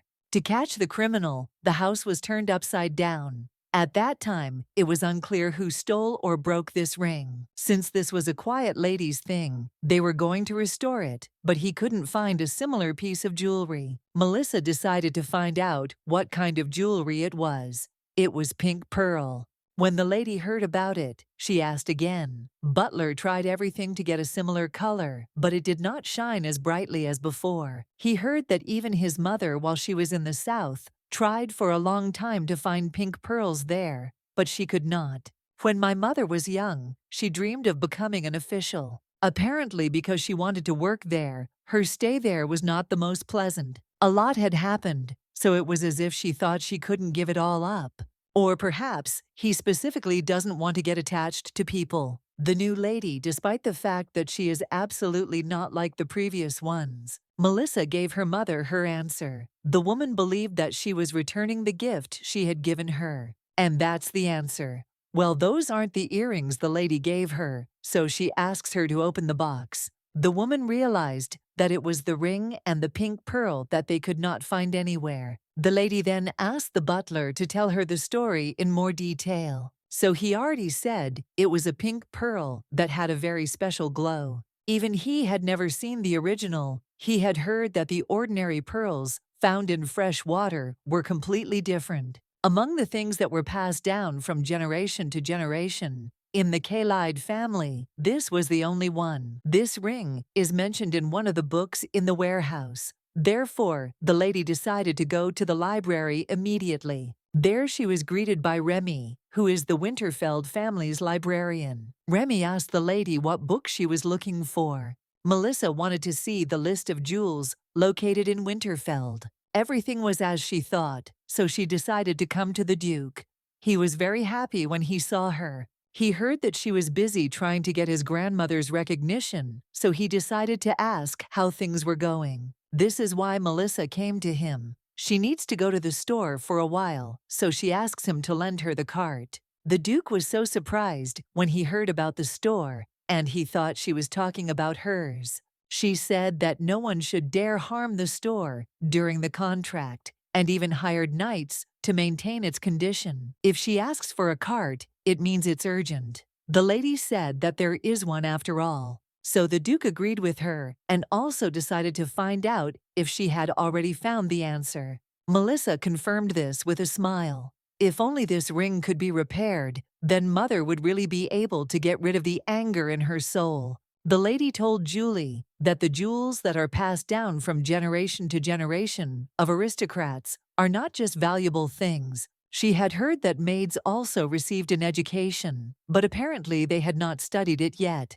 Real aristocrats who go out in public always use two types of jewelry: those that they acquire by following fashion, and those that are passed down from their elders. New jewelry for aristocrats every season is a demonstration of power and money. This is something that ordinary people can get if they have money. But the most important is the second type of jewelry, family jewelry, or those that are passed down to younger family members from highly respected elders. For them, neither fashion nor elegance of the product is important because they are not used to demonstrate elegance. These are things to show kinship and connections. Their family history is such that they honor traditions, something like that. Julie realized that this ring was one of the Kalide family heirlooms. Among the things that the sister inherited was this, which was a wedding gift to her younger sister. Pearls symbolize good health, but pink pearls have a special meaning.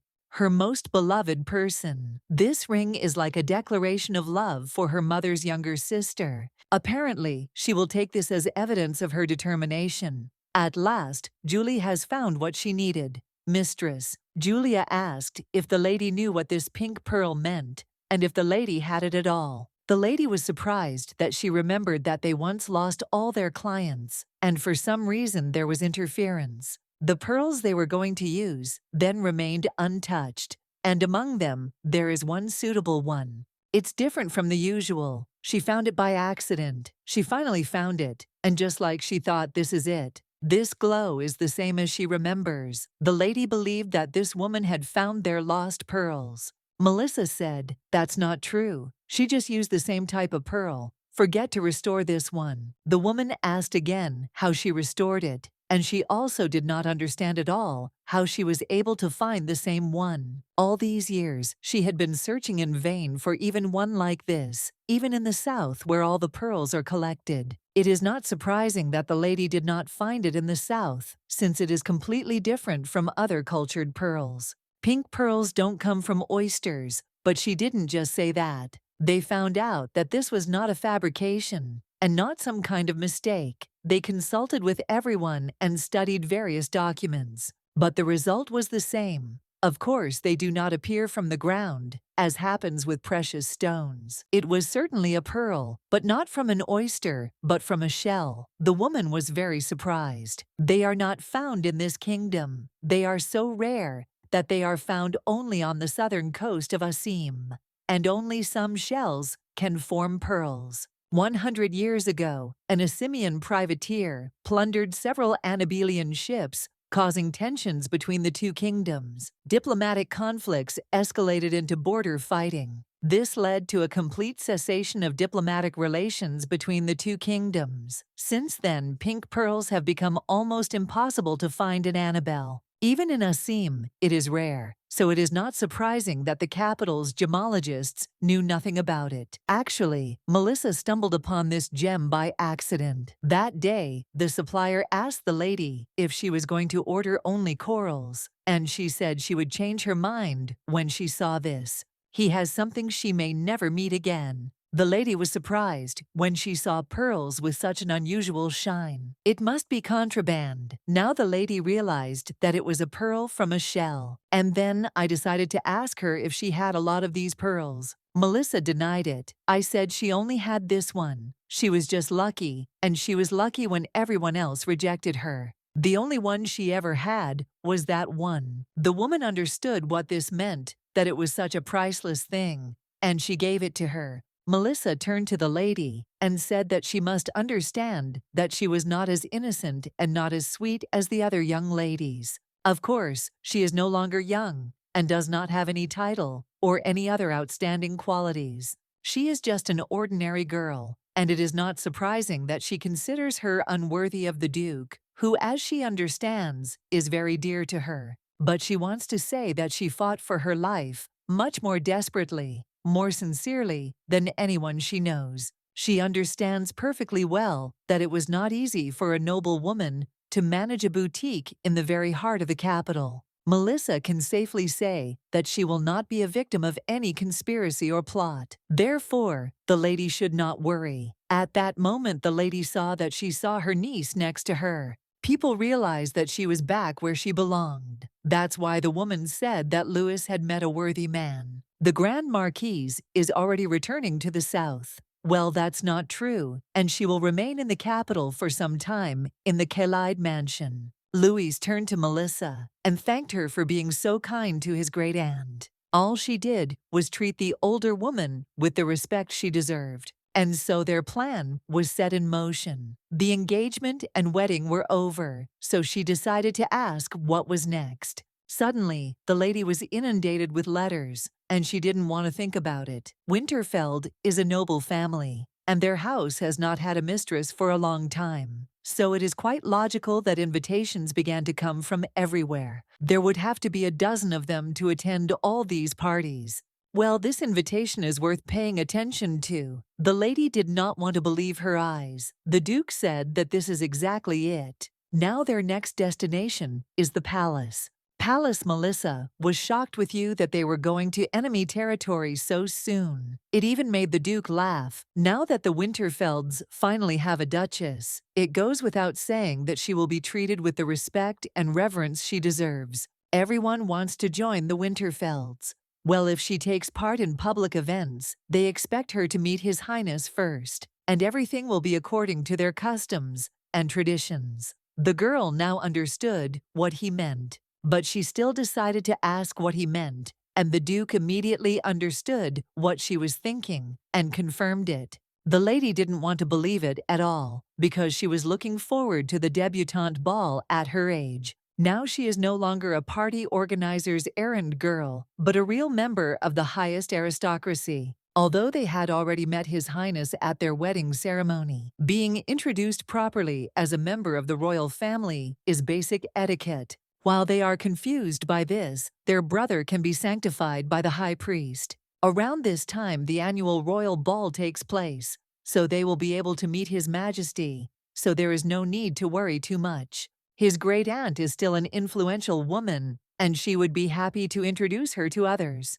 Melissa understood and said that if it was inevitable, then she needed to make sure everything went off without a hitch. But now, the girl decided to ask when the ball was actually. The Duke said Melissa figured that if it was an annual one, then there weren't 3 months left, so she thought maybe 3 weeks, but Louis said with a smile that he would be there in 3 days. Melissa was absolutely horrified. I didn't understand what it meant. 3 days later, the Duke was thinking of telling her she didn't want to distract her while she was trying to calm his great-aunt. The girl told him that this was no excuse at all. 3 days was complete chaos. The gentleman said that in any case, they had everything to prepare her for the new outfit, and there was a teacher who would teach her palace etiquette. Like she said, they have to try their best, they will make her perfect. Royal Palace of Annabelle. The Duke and Duchess of Winterfeld have arrived. Melissa certainly said she would do her best, but she didn't mean she wanted to rush.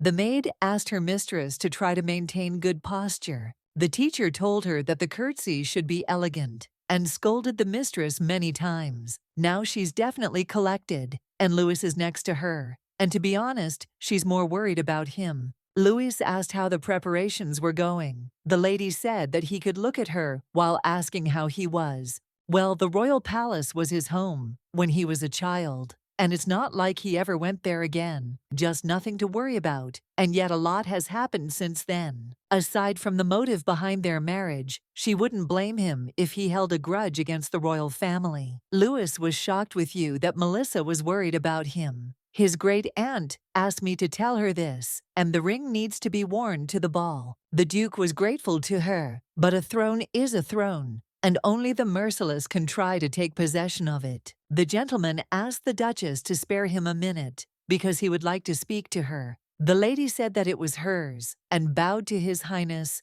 Roland Annabelle is the only crown prince of this country, and now that she has become Louis's wife, he is her age, and it is not surprising that he came to talk to her. However, she thought that the prince hated dealing with the Duke of Winterfeld's family. He needs to calm down because she has become a duchess, so even he cannot help but respect her. Melissa said she would be happy to agree if she could arrange an audience with him. The prince was grateful to her and said that he then wanted her to take a walk with him, and he would show her the backyard of the inner palace. The gentleman thought that she was tired from the walk, so he invited her to sit down, since he had not sent her to embarrass her. Melissa was very grateful for the concern, and the prince stared at her and noted that they had met before. There's no one around, and they're walking in circles, so he'll be frank that he's interested in what kind of contract they signed with Louis Winterfeld.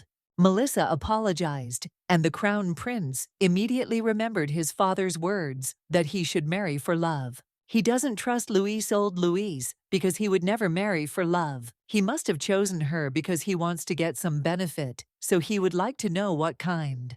Melissa Winterfeld, formerly Melissa Tani, on the day of their first meeting at Count Gisella's party, he considered her a simple rubber band who knew no sense of proportion. Even after the investigation, he found nothing special about her. This woman was born into a noble family, who later found herself in crisis, and business is a disadvantage for aristocratic women. He stared at her. Besides, the appearance was not very outstanding in this woman. Melissa said that it seemed that His Highness knew Louis very well. The Crown Prince said that he had known him for quite a long time, since they grew up together. An aristocrat does not even have the right to live in a palace that belongs to him. The lady believed that she was right, and she suggested that the gentleman assume that his judgment is correct. They are not lovers, and at the same time, they have a fictitious marriage. Since the gentleman knew Louis well, he must understand that he was suspicious, so she thought that it was not easy for him to trust others. If their brother has other goals, she doesn't even know how she can reveal the Winterfeld's secret. He doesn't like Louis and considers him his rival. The prince noted that this is true. He also asked for forgiveness if he had offended her, oddly enough. But he has no idea about the Duke's charisma, since childhood people have been drawn to him. He picked up Ryan Collinhart on the street. Mog was known to the outside world as a servant of the Duke's palace, but in reality, he was loyal to Louis. The gentleman wants to know only one thing. Is this woman a magician or a chemist? Since she doesn't have these abilities, if she's, like everyone says, the owner of a tiny boutique, then Louis will just find her a worthy title and accept her as a vassal. If he wants to secure his status, he will choose a better woman. Many ladies want to become the Duchess of Winterfeld, so he doesn't understand why he decided to ask her why he married her. The lady said that since he had doubts, he asked to be allowed to clarify the situation. Melissa has never been into magic or alchemy and knows nothing about it. Maybe His Highness is afraid. That's why he behaves this way. Since he had conducted a thorough investigation into the lady, he had long known that she did not possess any special abilities. Judging by the questions he asked, there was something about her that bothered him. But now, I'll check that there's nothing like that, and I'll have to accept the truth. Princip did not understand at all how she dared to behave like that. And this meant that the Duke really fell in love with her, and the marriage was real. It turns out he likes this guy. The prince turned to the Duchess and clenched his fist. He decided to ask, what about her? Winterfeld was always plotting, usually hard to understand. That's why he doesn't think that the lady believes in such fairy tales as love. He has met a lot of people and thinks he knows them well. They met in a boutique and later in the mansion of Count Gisela. Now she is the mistress of the Winterfelds. Yes, this lady is right. He did some investigation, and there is no point in hiding it. The Crown Prince knows for sure that she values her career as a gemologist most of all. But she had given up her career for marriage, so he believed that Louis had promised her something better. To show her loyalty, she dares to challenge the Crown Prince. Melissa sighed and told His Highness that although he claimed to be able to read people, she still felt his inexperience. This was not at all what the prince expected. After these words of hers, he froze and did not understand at all what she had just dared to tell him. The lady asked if he meant to say that people are willing to stay with someone for such a benefit. At least, that is the opinion about him. And she thinks so because everyone around her treats him that way. Being loyal to His Royal Highness, he will definitely receive many benefits. He must look after His Highness's well-being. Everyone around him thinks so, and he thinks it's normal. The prince said that initially relationships between people are based on interests, be it a friend, a lover, even a blood relative. This is one of the most basic rules of life. Melissa was simply in shock and told His Highness that she felt very sorry for him. One time he used his power to humiliate her. At a party where they wanted to do it with Louis, they resorted to any means just to close the boutique. The lady heard this from Miss Blanche. Well, then she did not take it to heart. But after such a long conversation, she finally realized that he was still immature. The lady apologized for her boldness and said that if he wanted to continue the dialogue, she was afraid she no longer had time. The maid was looking for the Duchess and did not understand where they were. The mistress told him that it seemed that the maids of honor were looking for her, so she said goodbye to him. In the end, the gentleman still didn't understand what it was all about and couldn't believe that he had made a mistake. I want to give someone the gift that in this world, there are people who are ready to judge themselves for others without receiving anything in return. Then the boy called the maid Mommy, and she turned to him and said that she was just a humble maid, so you can't call her Mom. The Crown Prince did not understand how this was even possible. He plunged into deep thought. The Crown Prince spat and turned away, deciding to leave there. Meanwhile, Louis came to his wife, and the lady asked if everything had been decided. The Duke thought for a moment and said that it really wasn't that important. Well, he rarely comes to the palace. So many nobles wanted to talk to him. Afterwards, the gentleman sat down next to his wife and asked if something was bothering her. Melissa thought for a second, then said that it was not so. Melissa thought about it and said that no matter how noble someone's origins are, they are still just ordinary people. The Duke said that if she dared to say the same thing in the palace, she would most likely be executed for treason, and she certainly was not afraid. Melissa closed the gate and got scared. The Duke laughed and said that he was just joking. She is also a member of the royal family. Even if someone hears it, they will think that she is just being self-deprecating. The Duke asked his lady if she felt anything when she came to the palace. At first, she thought she would be too nervous and wouldn't be able to speak, but now she doesn't care about anything. Louise knew that she would quickly get used to it. Everything was great here, and many were also stunned at first. Well, once inside, they discovered that there was actually nothing there. So they quickly got tired of the palace. Melissa asked the gentleman if he had any problems with his business today. The Duke laughed at the fact that she was worried about him, and the lady even shuddered at this. Louis noted that they seemed to be worried about each other. It was quite nice to hear he really had nothing to do today. The Duke went to greet several nobles who wanted to see him. So, no problems. This is what is called interpersonal relationships. Louis smiled and shrugged, saying that such was the fate of the heir to the throne. Although he is already His Royal Highness, His Majesty has always been merciless to his son. The nobles have to decide whose side to take. Some deliberately want to get closer to the Duke, but for him it is not so bad. The lady knows that His Highness has always hated him,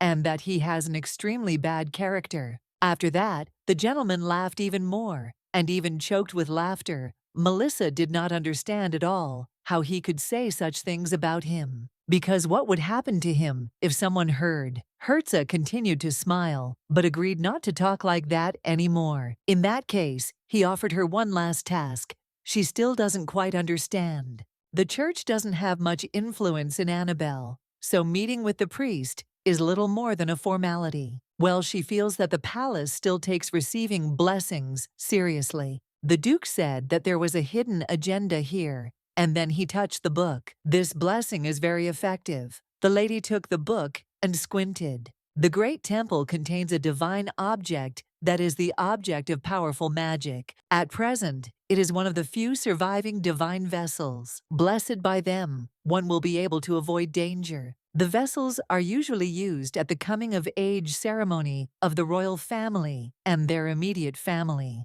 Well, sometimes at weddings, the lady couldn't even imagine such a thing. She suddenly remembered how the crown prince asked her if she really wasn't a wizard or an alchemist. She noted that it seemed that magic was all-powerful, and everyone was afraid of it, and magicians were considered sacred. The Duke believed that this was because it was invisible and unknown to most, and no one shared how it worked. Things were different before, when there were countless wizards in the kingdom. The Duke said that his wife would definitely like the sacred objects once she saw them with her own eyes. Melissa didn't quite understand why he was so sure of that, but the gentleman laughed and said that they were simply magnificent with so many precious stones. After that, as he said about the precious stones, the lady even asked again because she was interested, and she was also interested in whether she would be able to see them in the temple. The Duke smiled and said that of course it was adding that one of them had magical powers. Suddenly, a man approached the gentleman and said that something serious had happened. Louis decided to ask what was going on.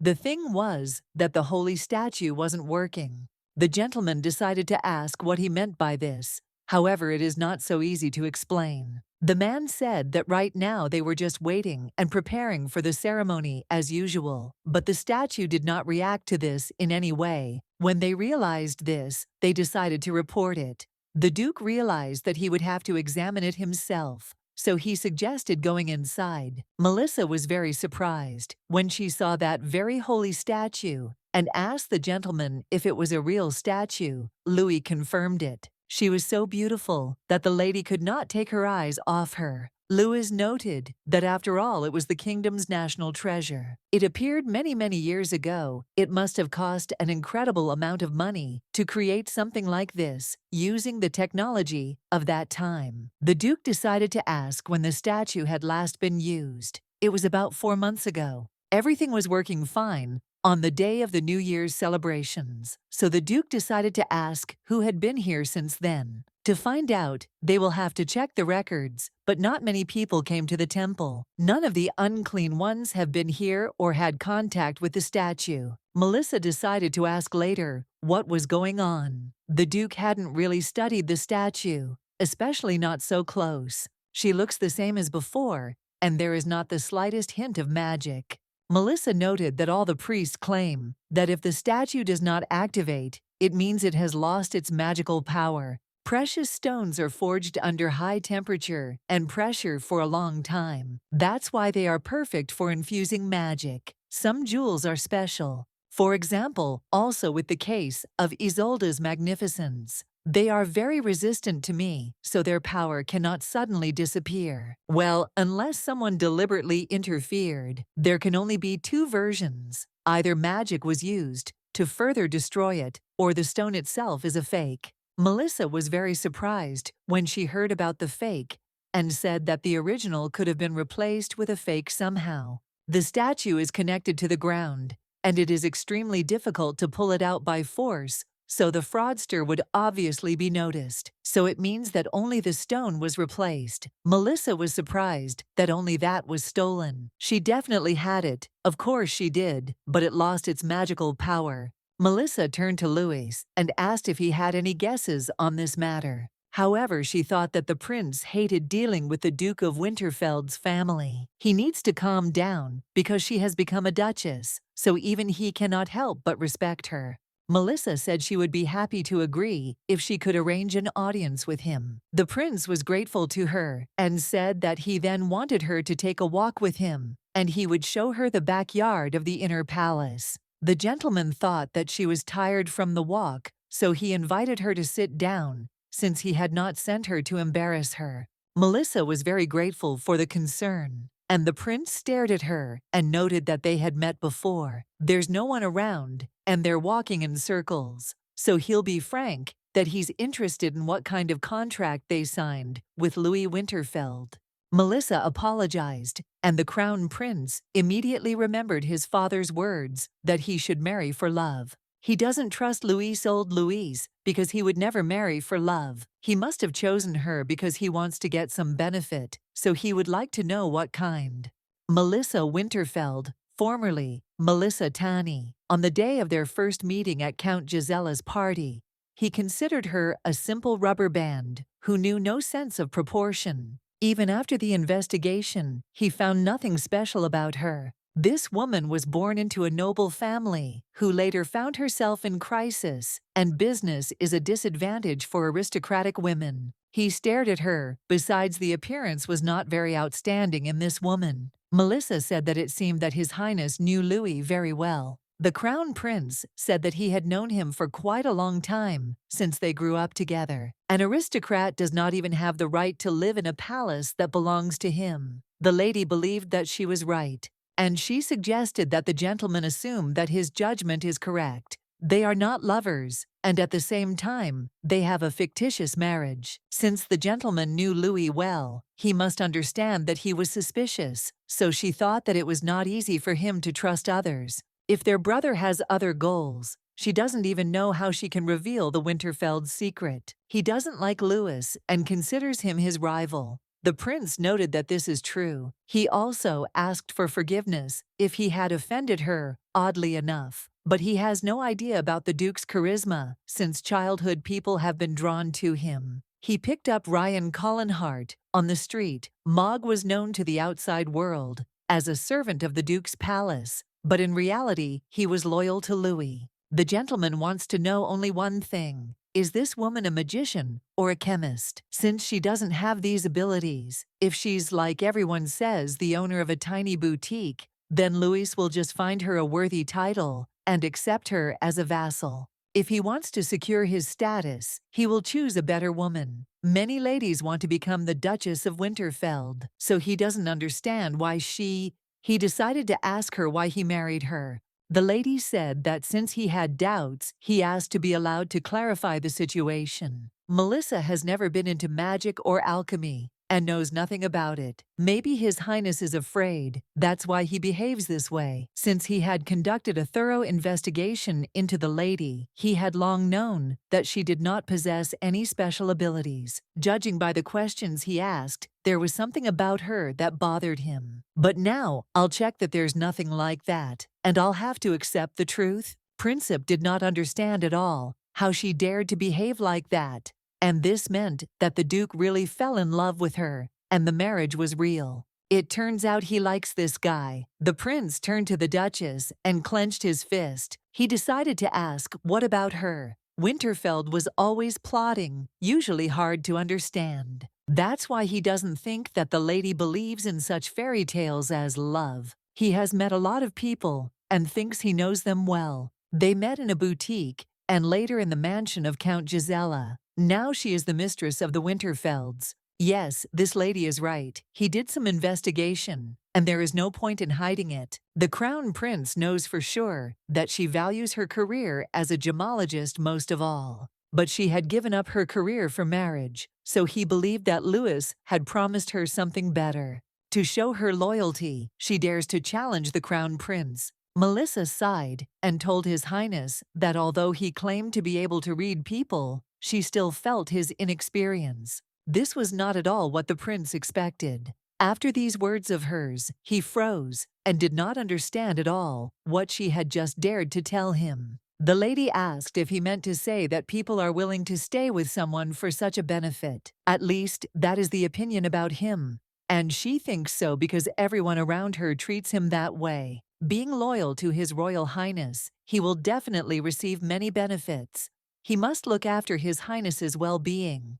Everyone around him thinks so, and he thinks it's normal. The prince said that initially relationships between people are based on interests, be it a friend, a lover, even a blood relative. This is one of the most basic rules of life. Melissa was simply in shock and told His Highness that she felt very sorry for him. One time he used his power to humiliate her. At a party where they wanted to do it with Louis, they resorted to any means just to close the boutique. The lady heard this from Miss Blanche. Well, then she did not take it to heart. But after such a long conversation, she finally realized that he was still immature. The lady apologized for her boldness and said that if he wanted to continue the dialogue, she was afraid she no longer had time. The maid was looking for the Duchess and did not understand where they were. The mistress told him that it seemed that the maids of honor were looking for her, so she said goodbye to him. In the end, the gentleman still didn't understand what it was all about and couldn't believe that he had made a mistake.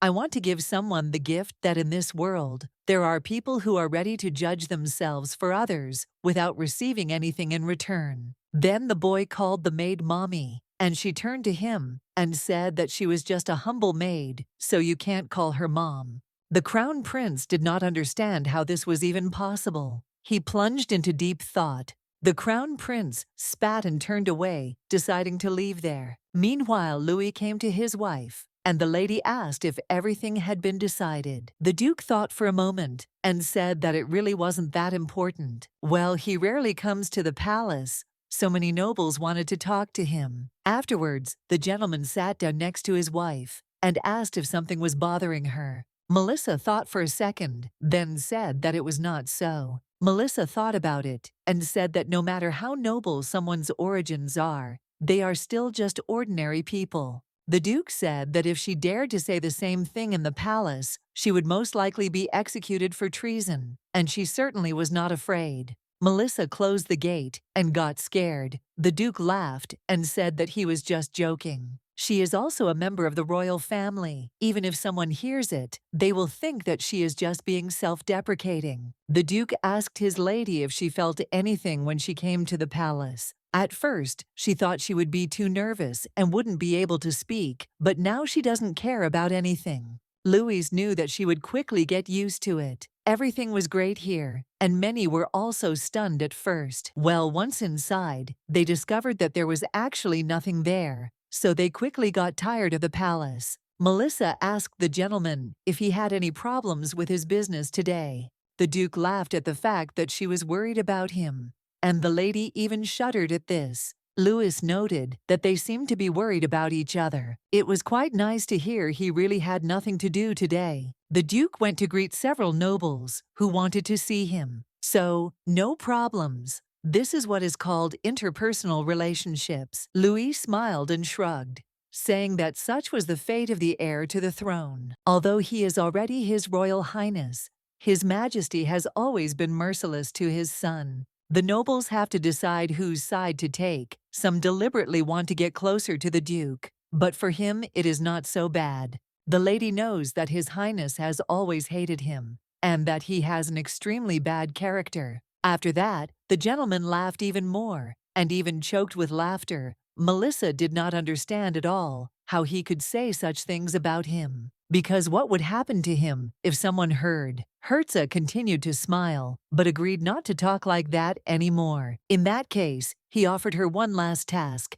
She still doesn't quite understand. The church doesn't have much influence in Annabelle, so meeting with the priest is little more than a formality. Well, she feels that the palace still takes receiving blessings seriously. The Duke said that there was a hidden agenda here, and then he touched the book. This blessing is very effective. The lady took the book and squinted. The Great Temple contains a divine object that is the object of powerful magic. At present, it is one of the few surviving divine vessels. Blessed by them, one will be able to avoid danger. The vessels are usually used at the coming-of-age ceremony of the royal family and their immediate family. Well, sometimes at weddings, the lady couldn't even imagine such a thing. She suddenly remembered how the crown prince asked her if she really wasn't a wizard or an alchemist. She noted that it seemed that magic was all-powerful, and everyone was afraid of it, and magicians were considered sacred.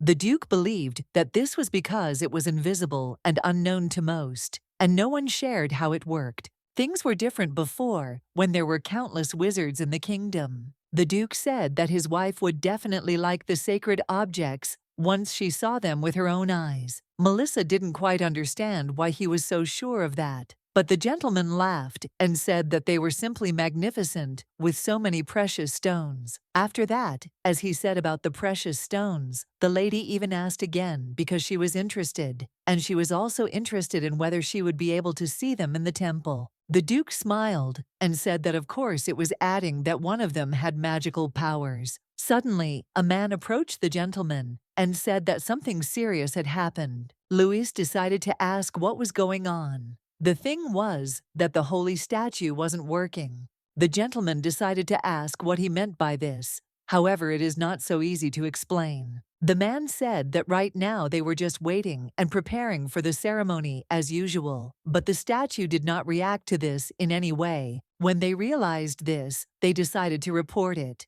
The Duke realized that he would have to examine it himself, so he suggested going inside.